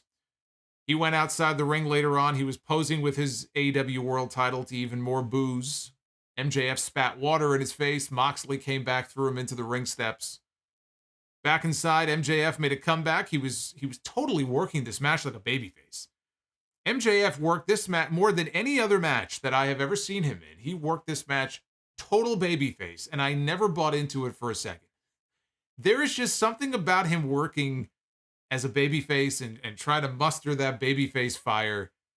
Maybe eventually in his career I'll be able to buy into it, but it's just so unnatural because you just look at the guy and he's a prick. The guy is a prick. And anytime he even attempts to act like a babyface in situations like this, you know that it's all just a put on. It doesn't feel genuine. It just feels like he's fucking with us. And you're just waiting for the other shoe to drop. But he was working this match like a babyface. He went outside. He pulled out the timekeeper's table. He kind of pulled it out to set it up closer to the ring over by the apron. And he left the table there. He got caught by a cutter from Jon Moxley when he climbed back into the ring. So they fought out onto the apron. And MJF hit a jumping tombstone. On the apron. But immediately he started moaning in agony. He was clutching his left knee. They end up fighting back out onto the apron. And this time Moxley gave MJF a pile driver through the table that was set up outside the ring, which was a crazy spot. And so down through the table he goes. They were teasing a count out that MJF was going to get counted out, which a count out in AEW, I mean, that's like you have a better chance of finding Bigfoot in the forest. So he made it back into the ring just in the nick of time. But Jon Moxley hits a paradigm shift, goes for the pin, MJF kicks out. Moxley locks in the figure 4 leg lock. MJF is screaming in agony, trying to turn the hold over. Finally, he reverses it. Moxley reaches and gets to the ropes. Both men are clutching their knees. MJF hit the heat seeker in the ropes, hooked the leg. Moxley kicked out. He tried for a second heat seeker. Moxley, though, shoved him off and then chop blocked the knee. More punishment to the knee. Moxley went climbing. MJF grabbed the top rope and caused him to slip and crotch himself. Poor Renee. MJF climbed up on the middle rope on the inside. It looked like he was trying to get him on his shoulder for maybe a tombstone from the middle rope. We've seen him do that before. We've seen him use that. I think it was in a match with Sammy Guevara on Dynamite back during the pandemic era. So he was trying to do something here. Moxley slipped out. He got the anvil elbows, just raining down elbows on this guy. And he hits an avalanche paradigm shift. This is a very awkward, scary-looking DDT. But he hits the avalanche paradigm shift. Referee counted 1. He counted 2.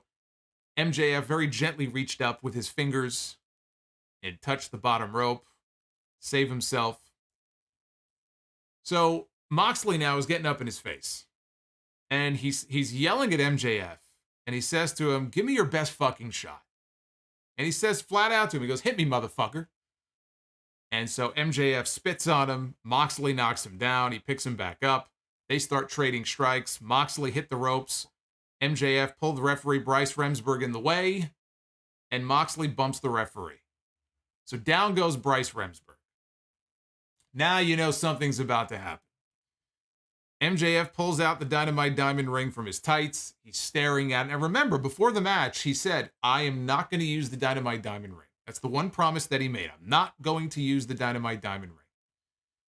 Here comes William Regal from the back, right? The gentleman villain himself.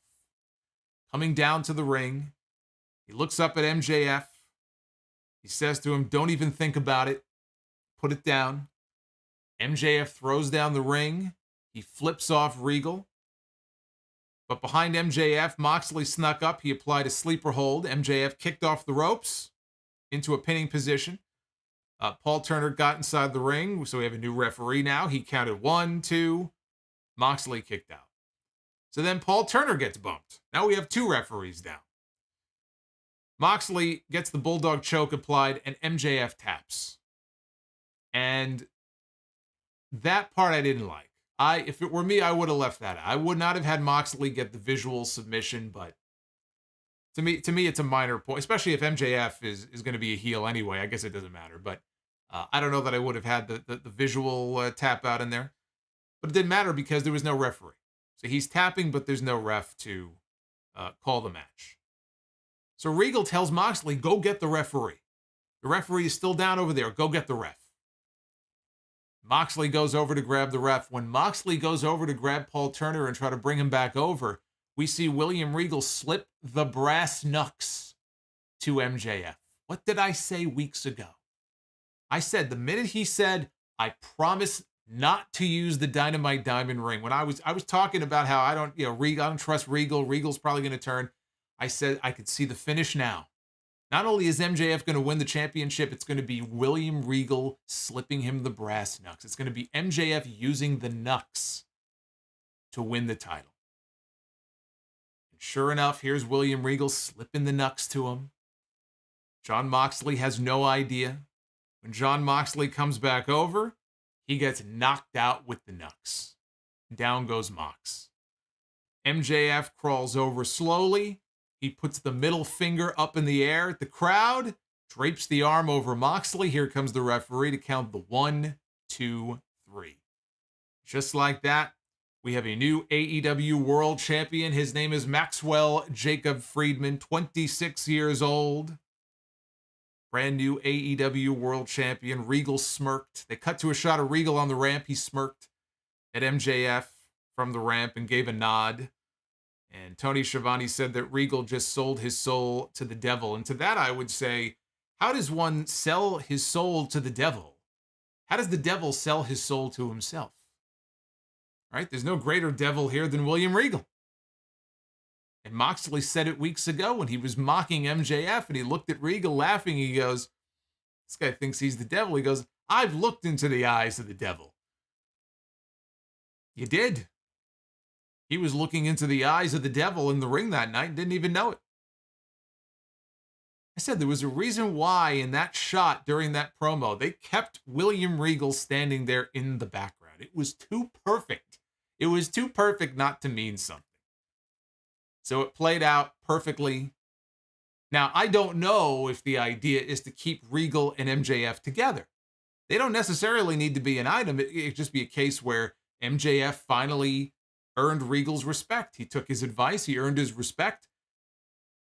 Maybe Regal is going to end up retreating into more of a backstage role like what happened with Arn Anderson when Cody left. We don't really see Arn on TV anymore. Maybe Regal is going to be doing stuff behind the scenes and not on TV. Because now the Blackpool Combat Club, the whole thing now is pretty much up in the air. We don't know what the future is for the Blackpool Combat Club. The Blackpool Combat Club may just cease to exist now.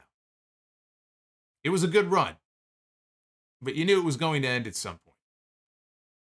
So we have to wait and see. Is William Regal going to be coming out with MJF on television when he comes out for his match? Is he going to manage MJF? Does MJF even need a manager? The answer is no.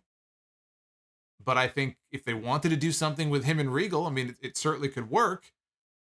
But it's not as if MJF needs a manager. It's not as if MJF needs somebody to help do the talking for him. So that's going to be the biggest question here coming out of this match is what is the future of the Blackpool Combat Club?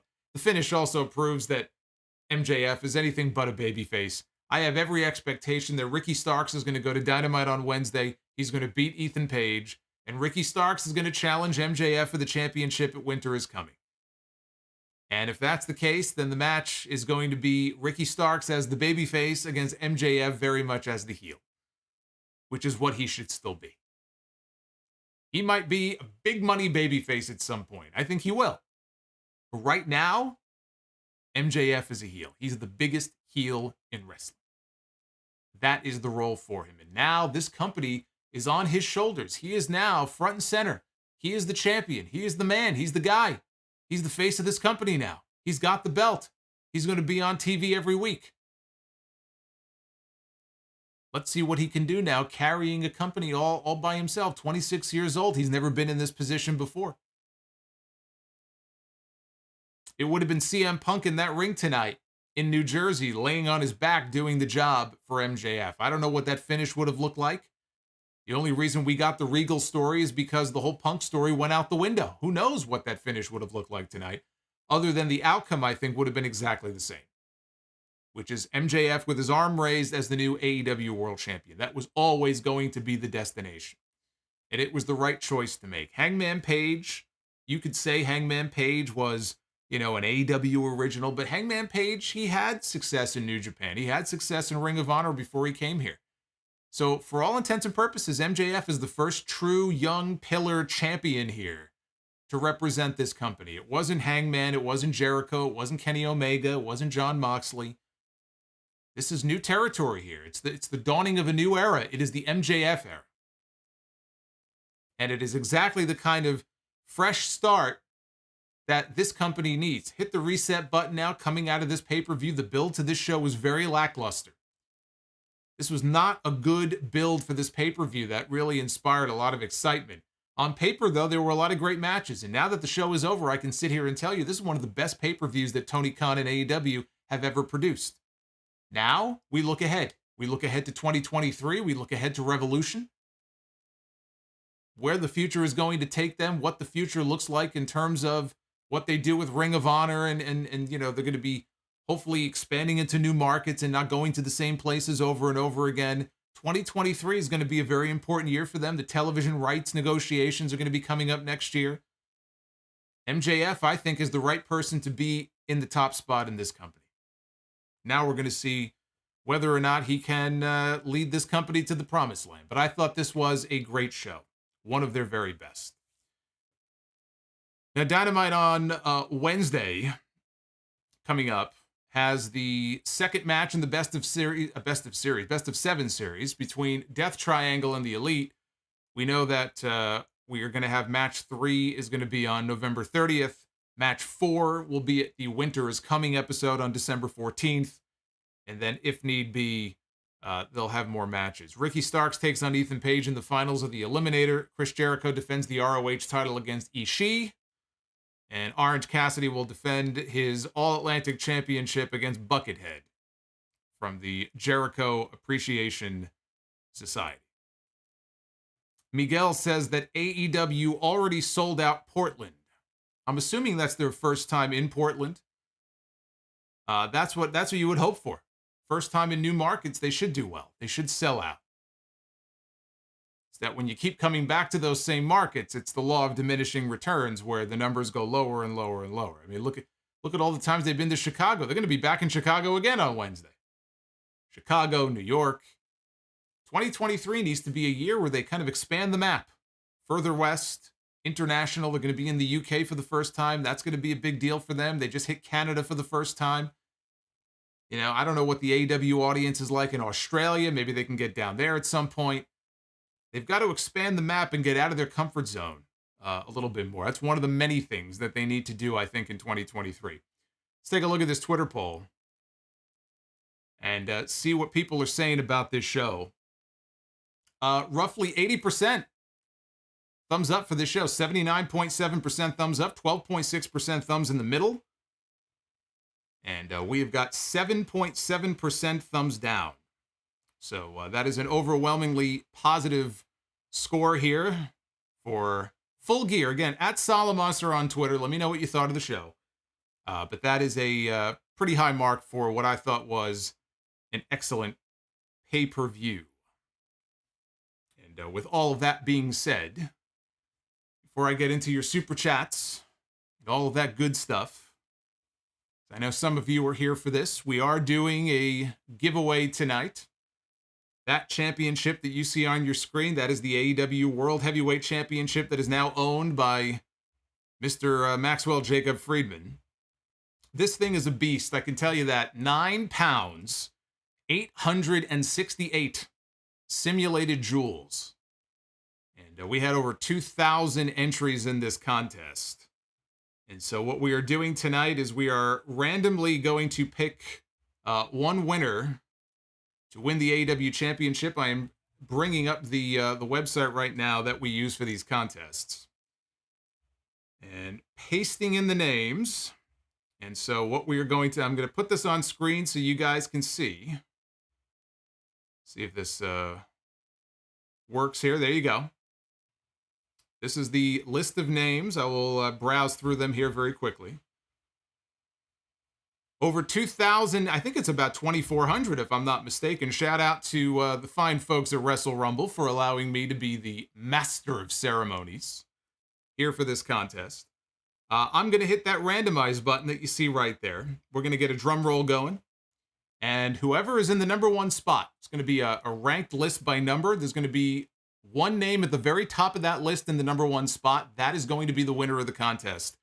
And that is the person who is going to win the AEW Championship. So, without any further ado, this is always my favorite part. Drum roll, please. Winner of the AEW Championship is Isaac Melchor. Isaac Melchor, you are the winner of the, holy shit, we had almost 3,000 entry. I understated the number of entries in the contest. We had almost 3K. That's pretty damn good. Congrats to Wrestle Rumble and congrats to Isaac. I don't know if it's Melchor or Melkor. Could be Melkor. Isaac, if I'm mispronouncing it, I'm sorry. But I don't think Isaac is too worried about me pronouncing his name. Isaac just won a friggin' 9-pound beast of a championship. So Isaac, congratulations. And on behalf of Wrestle Rumble, I thank everybody who took part in the contest. Always fun to do these things.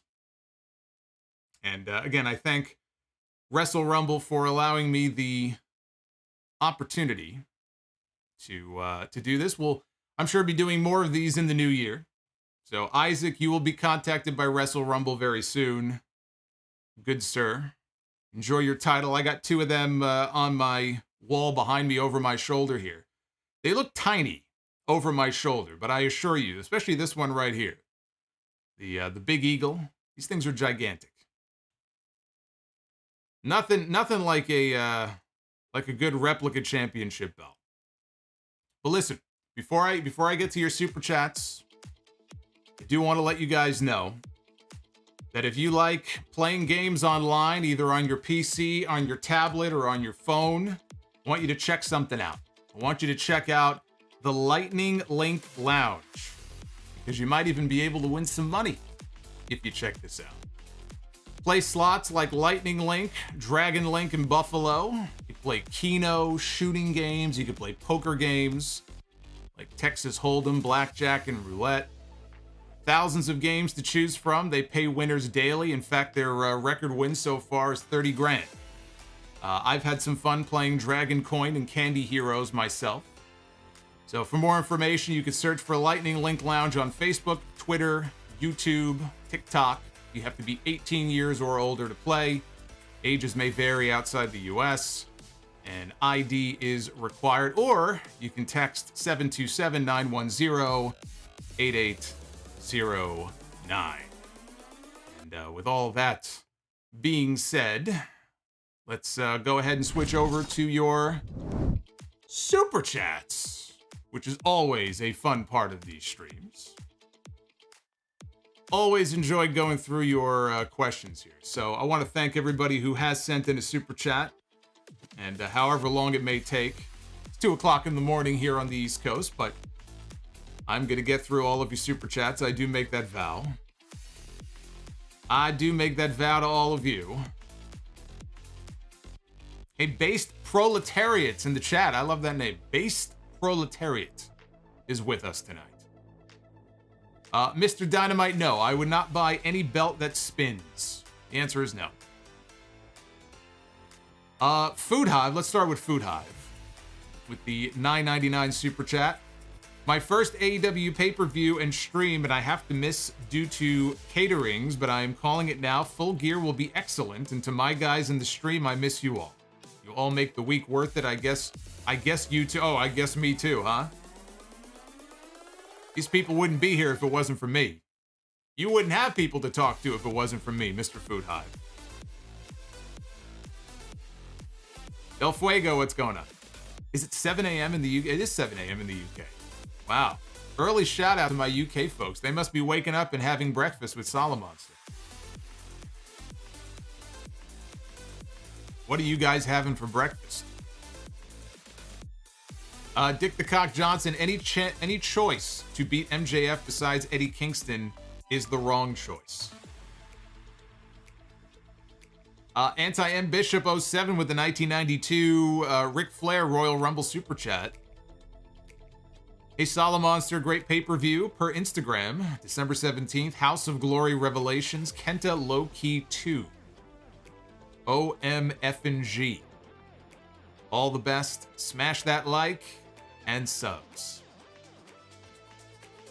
Thank you, guys. I love everybody always looking out for the channel, reminding people to like the video, subscribe. A lot of advocates here on the channel. You're like my Paul Heymans. Only you look a lot nicer than he does. Groovy Goose. What would your moving graphic look like? Oh, my moving graphic, like they have the moving graphics in the pay-per-view preview.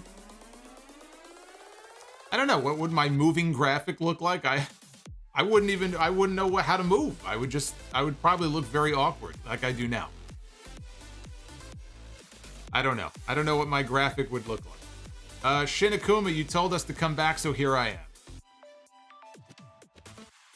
Rizzo, $5 super chat. Great pay-per-view. What an ovation for the Elite, but shocked they did not win the belts. It did make sense later on. Also, LOL at the FCM Punk chance. Jimmy White, great show, and seeing it in a movie theater was a great experience. Highly recommended. I've never seen a wrestling show in a movie theater or closed circuit, back in the day, anything like that. I don't know what that experience would be like. I guess it depends on the crowd that you're watching it with.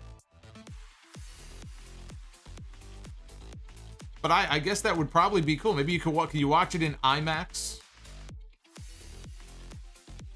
How do you think those WWE CGI graphics would look like in IMAX? Queen Fire Panda, knowing Mox needs a break and knowing Mox can't catch a break this year, MJF is going to get injured and Tony Khan will ask Moxley to come back. I don't think Moxley is going to say yes this time. He's probably already out the door and on his way back home. Black Wolf, the Dragon Master, just left the Prudential Center and really enjoyed Full Gear, but was not happy with the finish of the Moxley MJF match.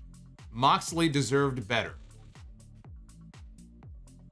Moxley got the visual submission. He got the visual tap out. I thought they paid him more respect, frankly, than they needed to with that finish. I wouldn't have even done that. Moxley knew his role. Moxley knew exactly how this was going to go down. He had to know that the reaction was at least going to be 50-50. Moxley's not a dumb guy. He's a wrestling guy. He knows. He probably ate that shit up. He probably enjoyed every second of it. It went exactly the way they wanted it to. I don't think you need to feel bad for Moxley. I think Moxley is just fine. Nick Grasso with the 1999 Super Chat. Hey, Nick. Salute. My spiffy mug. Go to the Solomonster.com. Very bottom of the link tree, you'll see a link to the mug.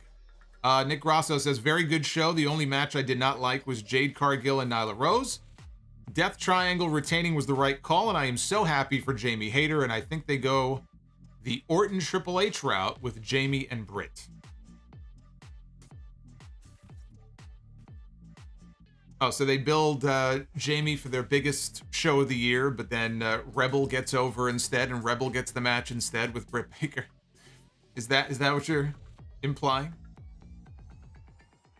Josiah Ball with the $10 super chat. What's up, Solomonster? MJF is my favorite wrestler. He deserves his championship, and you were right. Regal turned. Always love William Regal as a villain, though. William Regal will always be a villain. Bugger me Bill. So, Jamie Hayter... I have no idea what that means. Emiliana with the 1999. Super chat. Best pay-per-view of the year for me, just because I enjoyed so many of the narratives tonight. Main event ended just like it needed to. Cannot wait to see how everything goes. Let's go Jamie and let's go Max. Thank you, Mox. Dead man walking. Oh, there he is. There's Kevin Dunn on my screen. Chris O'Neill with the $5 super chat says, rest in peace, Jason David Frank. Is that the actor? You got to remind me of who some of these people are. Carl the Crab watched the pay-per-view in a cinema tonight. Great experience. Hayter got the biggest pop of the night in the theater. Tony Khan has a true star in his hands. You know, and that was sort of the story of the night, right? Main event, MJF. Jamie Hayter, Women's Championship. Two people who I think are going to be people that he can build around going forward.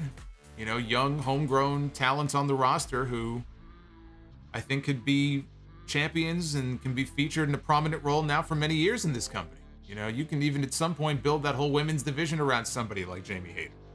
You could build the whole company around MJF. Tonight, I think it felt almost like the passing of a torch in a way. That's kind of how it felt. You know, with Mox losing the championship to Max, with Toni Storm dropping her title to Jamie Hayter, it had that feel, right? It had that feel like the baton being passed in a way. Corey Blake. Where the hell is Miro? I feel like I get this question at least twice a week. Congratulations to MJF on winning the championship. How long do you think he should hold the belt? I think he should hold it for a while. I don't have an exact length of time. I'm not saying he should get the Roman Reigns, 3-year treatment, but, people are already sending me questions. Who should he drop it to? The guy just won the fucking belt. I'm not thinking about who he's going to drop it to, because he's not dropping it anytime soon. By the time he drops it, the roster may look completely different. Dick the Cock Johnson with the $9.99. Tony Storm was booked like Super Cena in that match, in a good way. Slim Yoshi, Full Gear was a banger show. Happy for Hayter and MJF, and Survivor Series is next week. Some good wrestling this month. That's right. That's right. We are less than a week away now from War Games. Marquise, or Marquise. Marquise, maybe Marquise if he's been having some drinks tonight.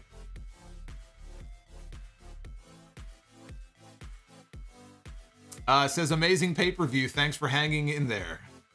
I'm telling you, these AEW shows, they're always rough. You know, we're not even done yet. It's already 2 o'clock in the morning. I have a pay-per-view because, again, AEW now, they have their shows like WWE does, mostly, with a few exceptions, on Saturday nights. So, you know, we're up into the wee hours talking about this, and then I have a podcast to do in about 7 or 8 hours. And we're going to be talking about this all over again. So it's always tough, but it helps when they at least give you a very good show. AEW is usually very good about the quality of their pay-per-views. They're just too fucking long. Rodimus Prime with the 10 spot. Good show all the way around. The Devil finally got his due. The MJF era has begun. Ted Evans with the $22 super chat. Hey, Ted. Thank you. Great show. Nice reset after Brawl Out. Question. Top 3 favorite wrestlers after Brett? No particular order. You got to have Randy Savage on that list. So Brett and Mach are always basically at the top of my list. Kurt Angle would be on my list. I fucking love Kurt Angle. Kurt Angle could do it all. Kurt Angle was so funny and so entertaining when he was doing the goofball stuff. But then in the ring, when the bell rang, man, he was a machine. The matches that he had with everybody. I mean, he gave Undertaker one of his best matches, and the matches with Shawn Michaels, and the matches with Benoit, and the matches with Austin. You go up and down the list, you could probably find a whole bunch of other people too. I mean, Kurt Angle was a once-in-a-generation talent. Isaiah Duzan with the $5 super chat. Jamie Hayter winning made my night. Thanks for all your hard work and giving me something to listen to at my horrible job. Well, I'm sorry to hear that you have a horrible job. I would leave that horrible job and find a non-horrible job. But I know it's not always that easy. Kieran George, thank you for the buck. Rizzo with the 10. Unbelievable what a turn the CM Punk chants have done. That line from The Dark Knight is true. You either die a hero or you live long enough to see yourself become the villain. That was the case tonight with CM Punk.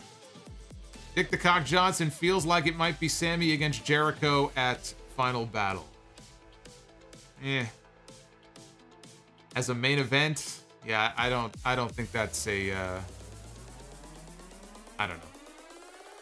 2 heels from Jericho's group. Jericho against Sammy, unless they're going to turn Sammy. They had Sammy as a babyface. The only reason they turned him heel was because the people didn't like him and they wanted to boo him. You're not going to turn him into a babyface. I don't like that. Kalios with the 10 spot. Happy that MFJ, he says.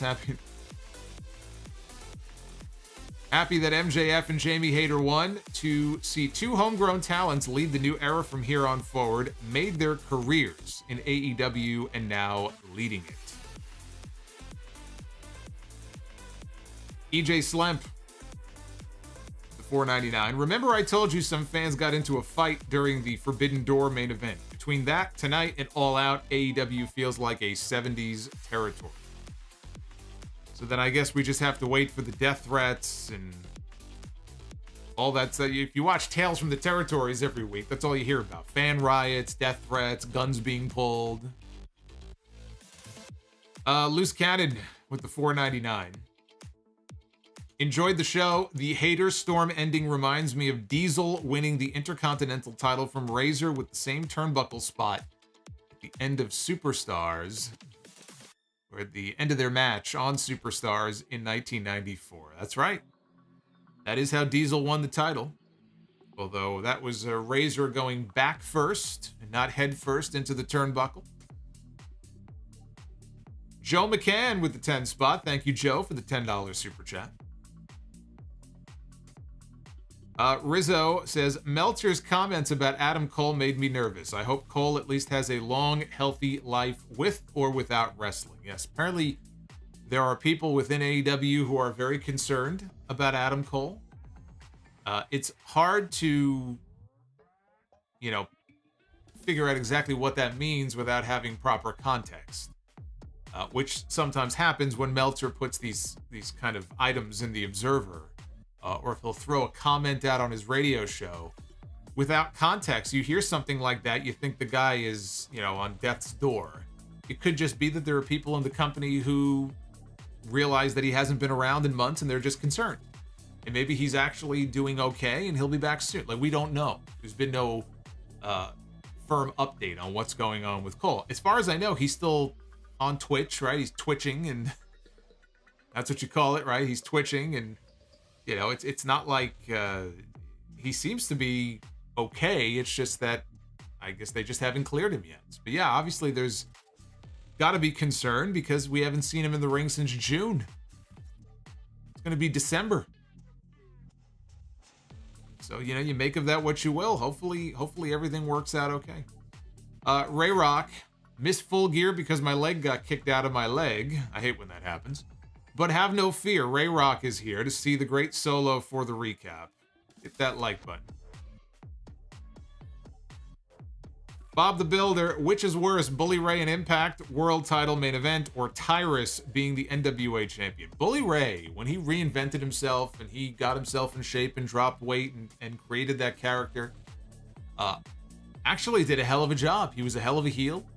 I really didn't have an issue with the Bully Ray TNA title run at that time. So that's a very easy question to answer. I would happily take Bully Ray in Impact as the champion back then to fucking Tyrus as the NWA World Champion who can barely move. But as Billy Corgan said, he's big. He's big. Brumakian Productions. What were your first thoughts when you heard Triple H's theme song, The Game, back in 2001? I remember not liking it. I thought it sucked. Obviously, I changed my mind the more I listened to it. Tuxedo T. Servo, can't stay, but I wanted to like and support. Hope you finish before the sun rises. I'm trying. Groovy Goose, with all the ejections from ringside on the show, I thought the Mets were back in town. Yeah, you're a wise ass, aren't you? Joseph Brooks, who do you think, if not hurt, or if not being the right time, could have been WWE champion? Ahmed Johnson in 1996 or Ryback in 2012? As over as he was there for a period of time, and look, Ahmed was over too. So I think, and actually in a lot of ways, they're very similar. I think they're very similar in many ways. They were very over and very hot for a short period of time. But then there were issues either with injuries or injuring other people, and they fizzled out, and they just never ascended to that next level, I think, like the company and a lot of fans thought they would. They flamed out. So, and frankly, especially in terms of Ryback, I think we lucked out. But I don't know. I think it's a wash. I think they're very similar in a lot of ways. Queen Fire Panda, God of War Ragnarok is going to win Game of the Year. Fight me in the chat. Thirsting Howell III, formerly known as Tripod. Thirsting Howell III. I love it. I love the Gilligan's Island reference. I don't know how many people in the chat, depending on their age, will get that, but I got it, and I love that reference. How dare you not mention Transformers in the 80s cartoon lineup? Also, I had ordered this pay-per-view. Had I ordered this pay-per-view, it would have been the first one I ordered since WrestleMania 12. You know, I actually appreciate the fact that you are dropping donos and love here on the stream, and yet you have not spent money on a wrestling pay-per-view in 26 years. I actually think that's pretty cool. You would spend money on me as opposed to all of those other shows. Yeah, Transformers. I was never really a big Transformers guy, I gotta tell you. I really wasn't. It was more He-Man, Thundercats, the real Ghostbusters, Inspector Gadget. Like, you know, those were my shows. There were a few other ones, but those are the main ones that stand out. Pink Panther. Dr. Dakota Scorpio, Sting is like a worker on his last day before retirement, just relaxing until his boss out of nowhere asks him to oversee a stupid and dangerous task. Yeah. Something like that. Temjin Zephyr with the $9.99. Great time at Full Gear Live, marked out when Hayter won. Hey, there's Perk Angle, everybody. You were just talking about Perk Angle in the chat. I was just putting over Kurt. I should have mentioned Perk. How could I forget good old Perk Angle?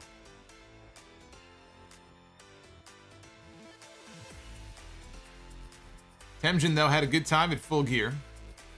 Says, with that said, does that mean Statlander will be making a return to face Jade for the TBS Championship? Well, Statlander was my choice many months ago, and then she got hurt. And when I say she got hurt, she tore her ACL, which is an extended layoff. So she still has many more months to go. I just feel like, how much longer can we go with this Jade streak? Are you really going to go another 5-6 months with this? That's why I said, if not her, let's go with Jamie Hayter. I didn't expect Tony Khan to put the interim title on Jamie Hayter. So Jamie Hayter now does not need to beat Jade Cargill. If this is what she's going to be doing for a while, she does not need to beat Jade Cargill. And I come back to Chris Statlander, but it's just a matter of when is she going to be ready, and how long do you want to just drag this stuff out with Jade? That title is being held hostage. You know, and it's not even as... You can't even say it's like a Roman Reigns thing, because it's not like she's going out there and she's putting on these great matches or whatever. It's all about building up Jade, because the woman she looks and carries herself like a star. She is a star, but she's still very green. She's still learning. She's not going to go out there and give you those great matches that you're dying to see on TV. And AEW is a product that tends to put a lot of the focus on the in-ring. You know, they have stories as well, but, you know, the fans, you know, they have certain expectations, I think, for these things. So, are you really going to get another 6 months out of Jade Cargill as the TBS champion? I don't think they could go that long. That streak has to end at some point. She's not going to go, you know, 100 and something and 0 like Bill Goldberg did. Statlander would be my choice. I don't know how much longer we're going to have to wait for that. Athena just turned heel. I saw, that was great. I actually did go back, I watched that. I saw that on Rampage where she beat up Aubrey Edwards. The crowd, like, legitimately looked shocked when they saw that. It was like a shocking moment. You know, Jade tonight was booked like a babyface. So maybe if she's going babyface, Athena as the heel is the one who takes it. I just feel like, I don't know. I mean, you're building this streak up so much. I feel like you would want a strong babyface to be the one to go in there and take the title and break the streak when the time is right. But, you know, whatever. Look what WCW did with Goldberg. You know, he was the babyface, and they had somebody end the streak. It's possible, I guess. You want to really put Athena over as a heel, you can do that.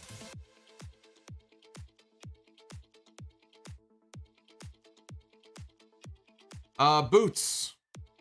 A $5 for the turkey fund. What if you sleep in tomorrow and we do a live sound off with the chat? Well, I've already put a lot of work into the outline and the notes and everything for the show tomorrow, and I watched all these shows, and I'm not going to throw all that away. Plus, I'm like Perk Angle. I'm like only without the perk. I'm a machine here. I don't miss shows. I've missed the occasional stream, like I did Raw last Monday, but like the main show, the flagship, I don't miss shows. I got my own little Iron Man streak going on. I want to keep that intact. And Mr. Backshots over here. Better segments, Sammy and Angle or Hollywood Rock MJF?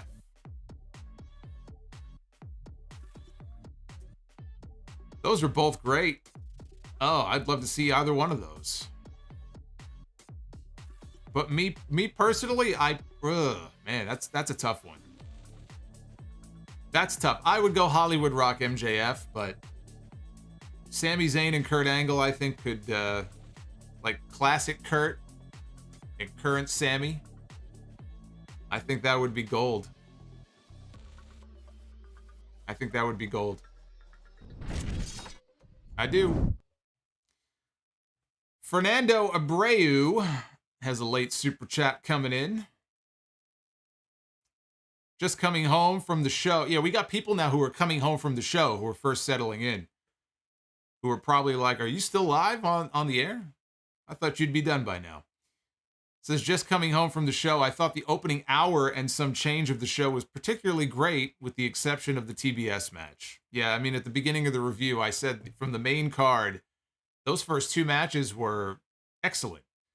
And then that streak came to a screeching halt with the TBS title match. But they look, to be fair to them, and I didn't think the match was great, but they were put in an impossible position coming after those first two matches. I mean, the level of quality in those two matches and then that one, I mean, you talk about falling off a cliff. It's almost just unfair. Dr. Dakota Scorpio coming in hot with a $3 super chat. To think that we got 2 interim women's champions within 2 months while the real champion is hurt for the last 3 months so far. Not blaming Rosa. This is on Tony Khan. I said, I've never been a fan of the interim title nonsense. I mean, I understand why he wants to do it. You know, he's following the whole UFC blueprint, but I just think to keep doing it, it's just stupid. Thirsting Howl the Third, formerly Tripod. If you had to do a live watch-along with a comically bad main event, like War Games 2000, Russo's Revenge, what would it be? A comically bad main event? Or just a bad main event? I already did a live review for a bad main event 3 years ago after Hell in a Cell. I'd rather not talk about that. I don't know. I mean, there's probably lots of options. Probably a lot of Russo content from WCW that year and a half, whatever it was that he was in charge. It's hard to narrow it down. There's more good wrestling to do watch-alongs for than bad wrestling. I'd rather focus on the good. The Yatagaratsu is joining us and dropping a 10 spot.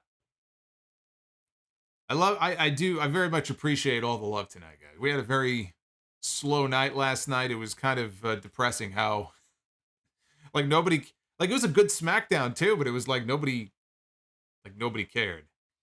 And to see all the love tonight, I very much appreciate it. He says, yo, Solomonster, the master of cynicism, what's up? Do you think Jade will hit her stride, or will she end up being the female Tom McGee of AEW with a championship run? I don't think she'll be the female Tom McGee. I think she'll end up being a star. I don't know if she'll be the star they want her to be, but I definitely think that she's made improvements from where she was even at the beginning of the year. I know she's been working behind the scenes with Bryan Danielson a lot. He's a great guy to learn from. I think that she is going to make it.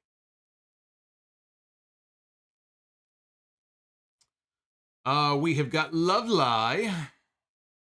Is Big Dick Dudley the best wrestling name? I don't know. We got Dick the Cock Johnson here in the super chats and in the live chat.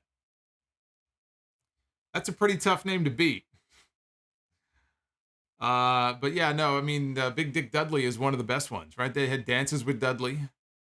That one always pops me. A very simple one, Just Joe. Whenever somebody would walk up to him in the back and they would say, who are you? He'd be like, oh, I'm just Joe. Come on, you know that was funny. We should put a list together of the best wrestling names, though. We talk so much about the worst wrestling names, most of which have come out of the WWE developmental system, but we should also show some love for the best names.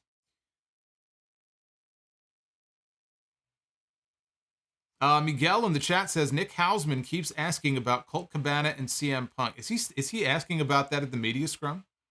I forgot there's a media scrum that is either going on or just ended. I have to go back and that's another thing I'm going to have to do before the show tomorrow. See if there was anything that took place in the media scrum. I imagine the media scrum was not nearly as eventful as the last media scrum. Let's go ahead because we smashed our like goal tonight. I don't want to keep you guys up any longer, so let's go ahead and be the booker. Ladies and gentlemen, it is now time to be the booker. Here they are. They tried for the trios titles tonight. They were not successful. Kenny Omega and the Young Bucks. It is time to be the booker. Be the booker. You notice Booker T on NXT this week was extra booker. He was out of his mind on Tuesday. So let's kick things off here with the men's Be the Booker. This might be the latest Be the Booker that we've ever done.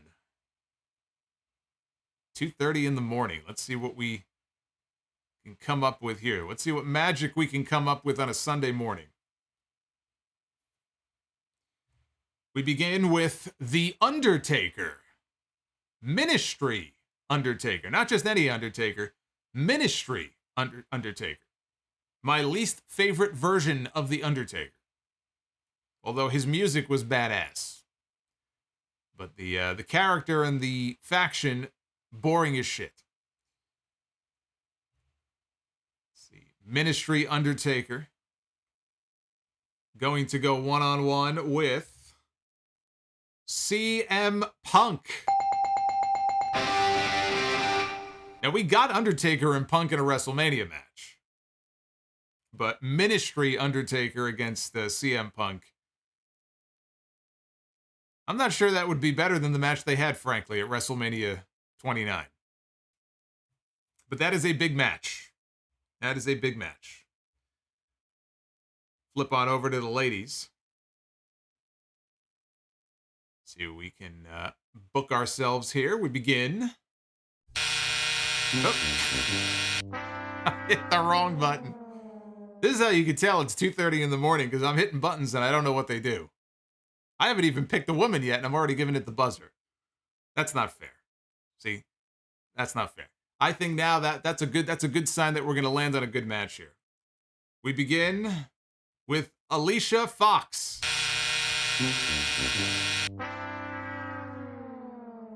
Well, I guess I lied. Well, let's finish it out here. Alicia Fox.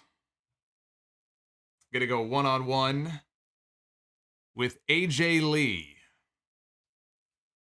I'll be fair. I'll be fair. I'm feeling generous. I'm an AJ Lee fan, so I will kindly give that the bell. I'll be nice. Let's try the tag teams here. Oh, would you look at that? We got the Midnight Express. We got Sweet Stan Lane. We got beautiful Bobby Eaton. We got Jim Cornette. Midnight Express. Toe-to-toe. With the fabulous Rougeau brothers. That's some good old school classic wrestling right there. I feel like that would be actually a very good match. Back in the mid-'80s. Rougeau's and the Midnight Express. I like it. That gets a thumbs up from me.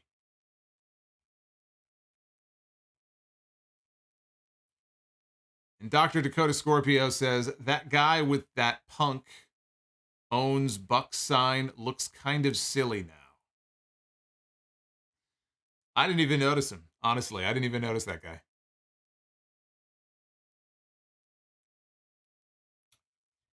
Yeah, Groovy Goose, I have to agree. It's actually not been a bad month of Be the Booker. This might be maybe the best, and we're not done yet, but this might be the best month of Be the Booker that we've done yet.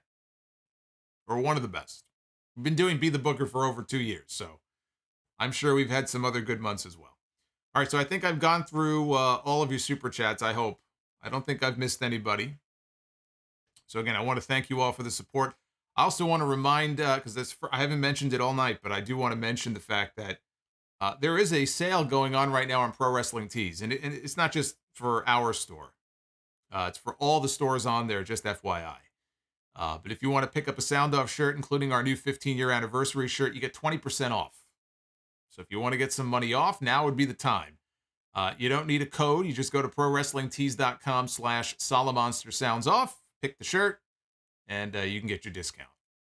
So go ahead and check that out. Again, I'm going to be back live with you Monday night. We'll be back here kicking off Thanksgiving week with the Monday Night Raw stream.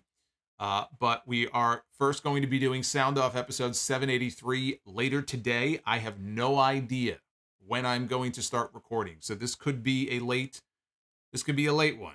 So if you are usually waiting for the podcast to drop early afternoon, you might be waiting a while. I don't want to go too late because it's a big day. It is the series finale of The Walking Dead. And they're doing this whole big event tomorrow night, red carpet treatment before the episode, 90-minute episode. I feel like I'm one of the few who has stuck with the show since day one, so I am looking forward to the finale tomorrow night. I want to be all free and clear to watch that and enjoy that. So hopefully we won't record too late, but it's going to be a very busy day. So I hope you'll download the show when it drops. We have a lot to talk about. Be well, stay safe. I'm going to see you back here live Monday night for the Raw stream. Thank you for all the super chats. Hit that like button on your way out, and I'll see you back here for more Sound Off very soon. Until then, take care, guys.